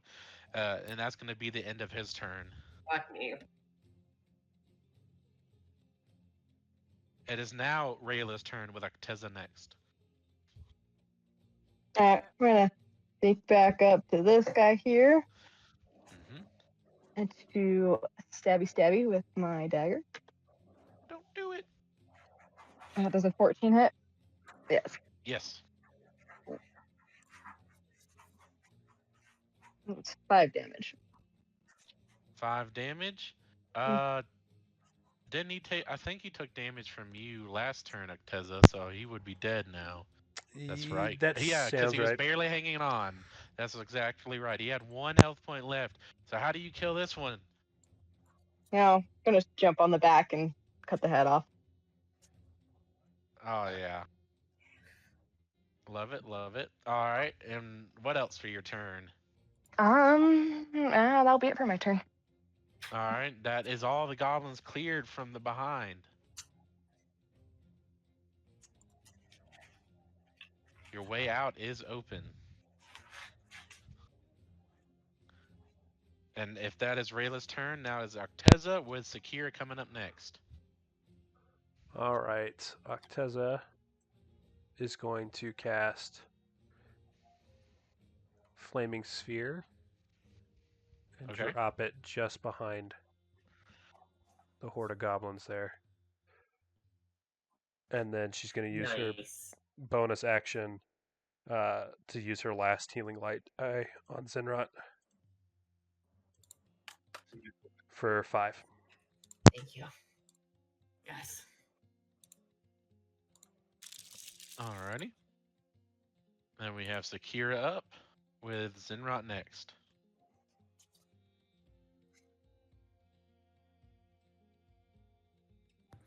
Fucking mute. Sakira is once again going to open her grimoire and hold out her hand, and you see the familiar casting of Scorching Ray as she's going to target all 3 on the orc. Yes. Okay, go for Bring it. the death beam. So first ray of light is an 8. That misses. Motherfuckers. Second one is a 7. That misses. What the fuck? The last one is an 8. That misses.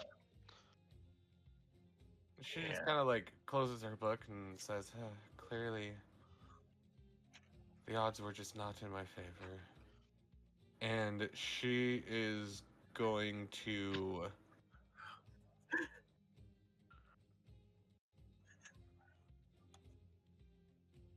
I'm gonna do what? Sorry, the GIF was funny.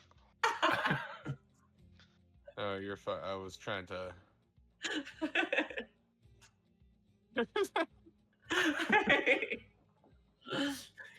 God damn it.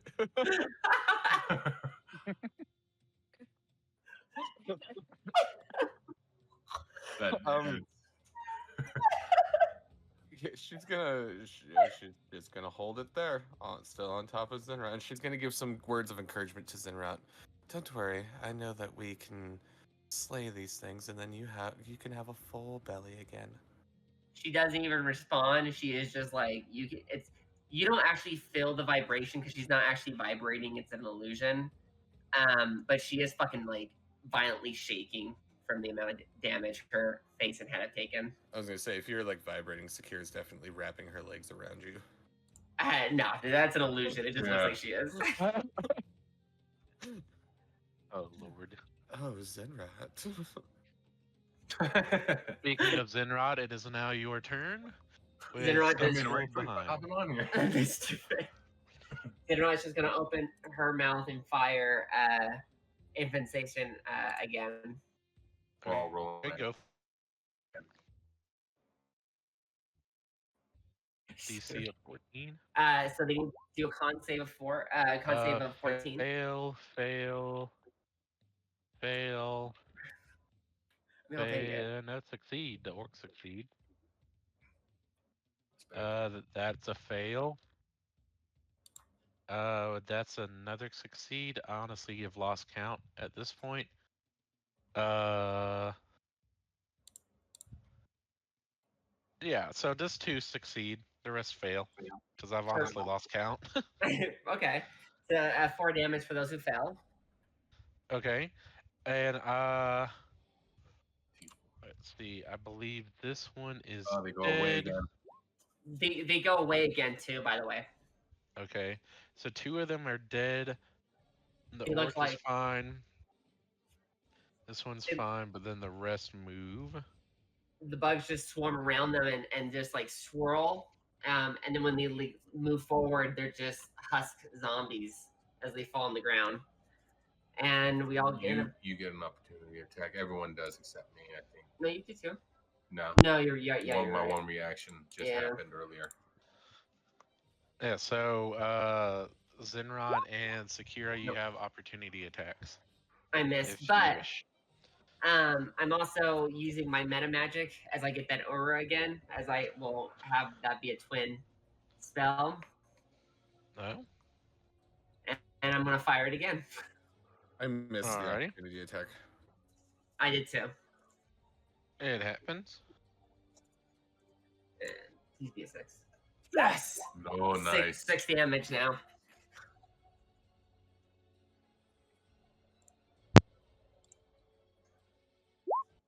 They move north. And they move north. Which we get another opportunity. No, we don't. Never mind. You said you're using this for what? Gus.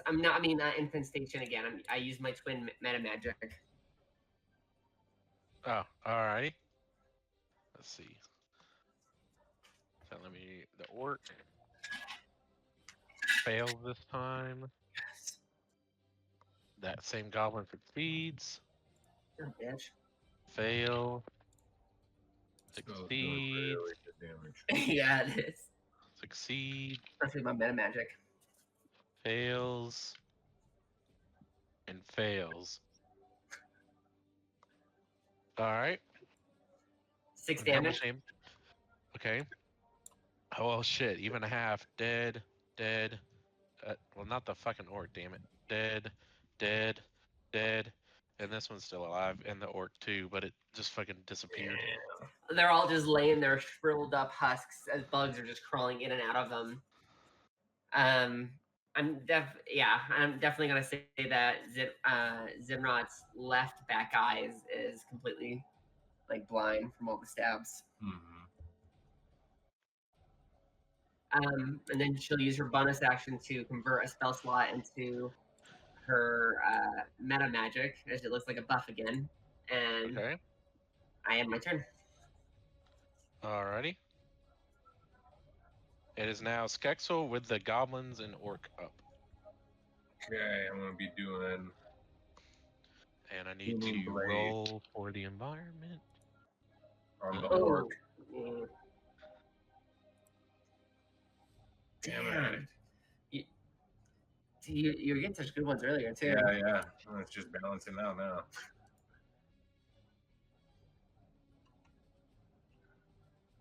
And that's it. That'll end my turn. Oh, they missed? Yeah. Oh. Alright, so now it is the goblin's turn. And how long did Blair last? It's concentration, Probably 10 rounds. I think. Let me see. Oh, have you been rolling concentration for the damages you've been taking? Oh shit, no.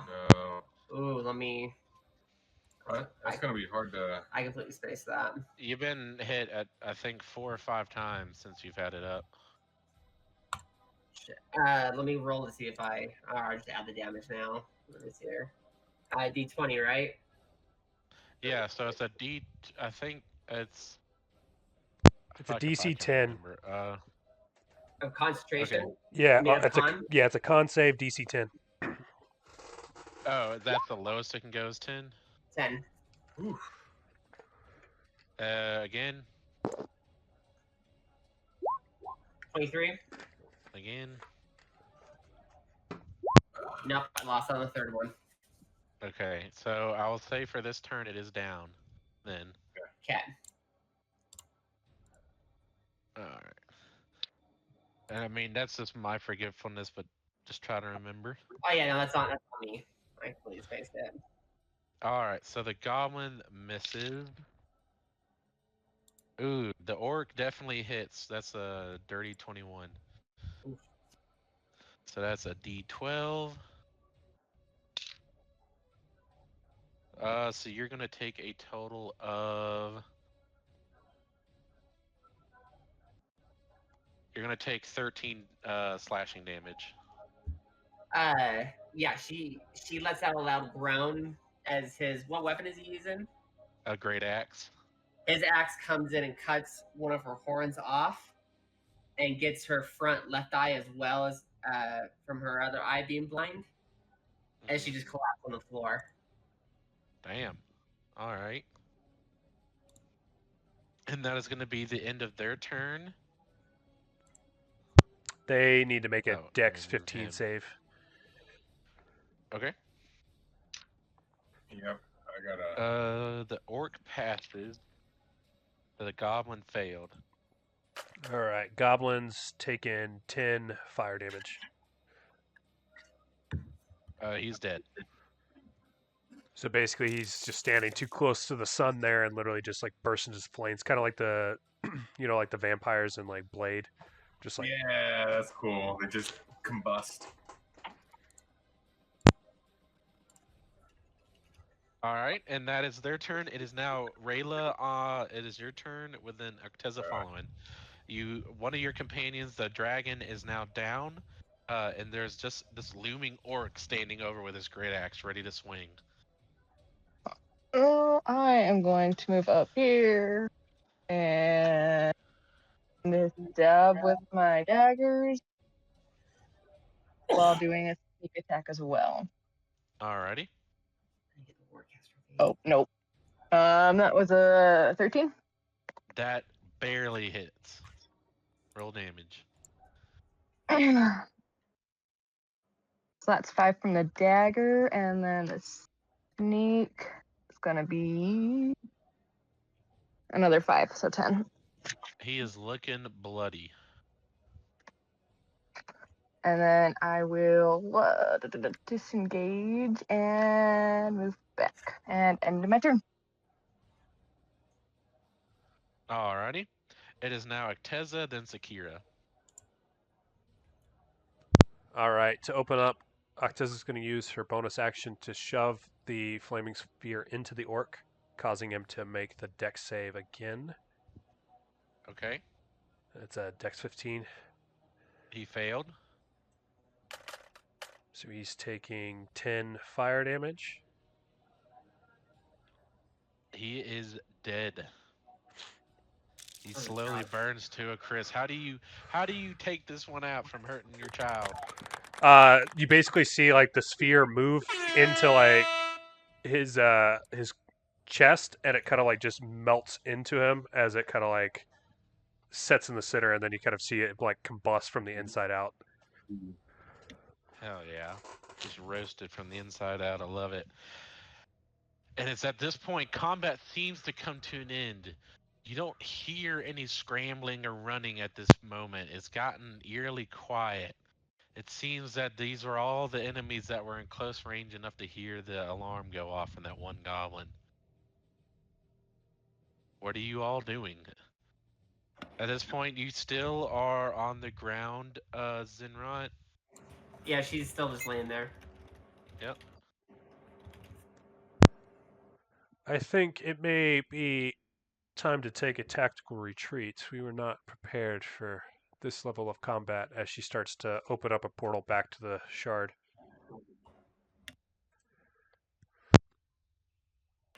I basically run towards the portal, and I get the other kobolds start, streaming through and grabbing Zinrot and pulling her in Yeah. as I'm I was like, damn, just leaving her? Shit. Yeah. Yeah, And I was gonna say roll a strength if it was just you, but I mean you plus 20 other kobolds, I'd say it's just barely enough to kind of screwed her on in. poor Horn just laying there. Mm-hmm. Oh, we wouldn't leave him behind. I would say she's blind in her two left eyes now. Stabbing shit.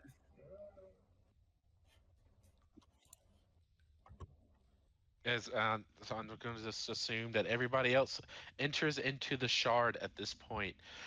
As you all just kind of lumber in after that grueling fight. I mean, what's everybody's like mindset? What are we all thinking after that fight? Sakira is like following the kobold that are carrying Zenrot. She doesn't want to leave her side. Yeah, I'm scared. Oh.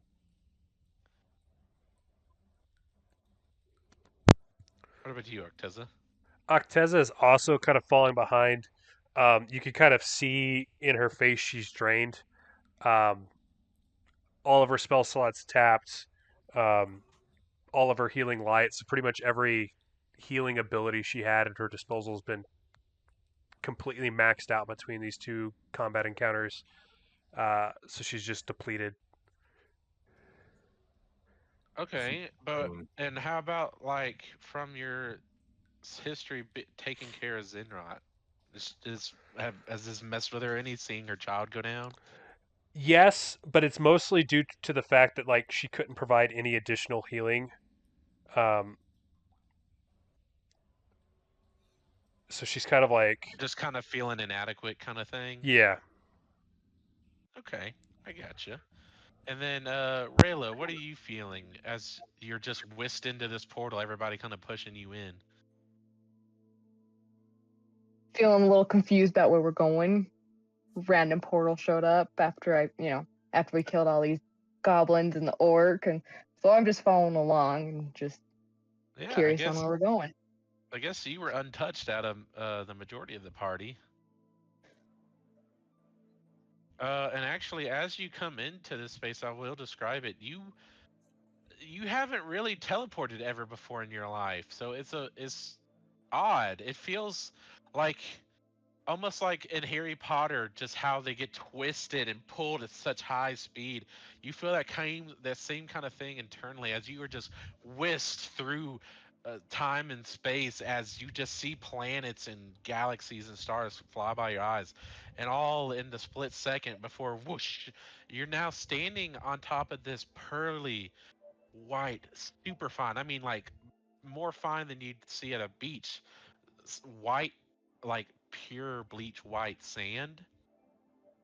And as you look around, there's this translucent shield of purple energy surrounding what you can tell is like a massive asteroid meteor floating in space.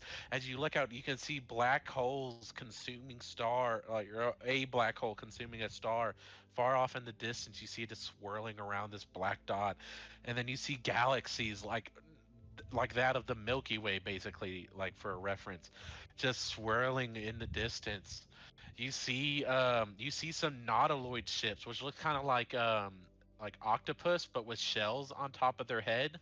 Kind of is how I'm thinking, kind of flying, which you don't know what they are, but you see this creature just flying, and it's far off in the distance. It doesn't seem to be coming towards you. As you sit there, this asteroid is made out of obsidian black rock, almost like it sucks in all the light like a void. And you can see the rest of the party entering into this cave, almost as they've been here before. And this cave entrance is covered by a glistening waterfall that just sparkles like a rainbow as the water caresses down into the sand.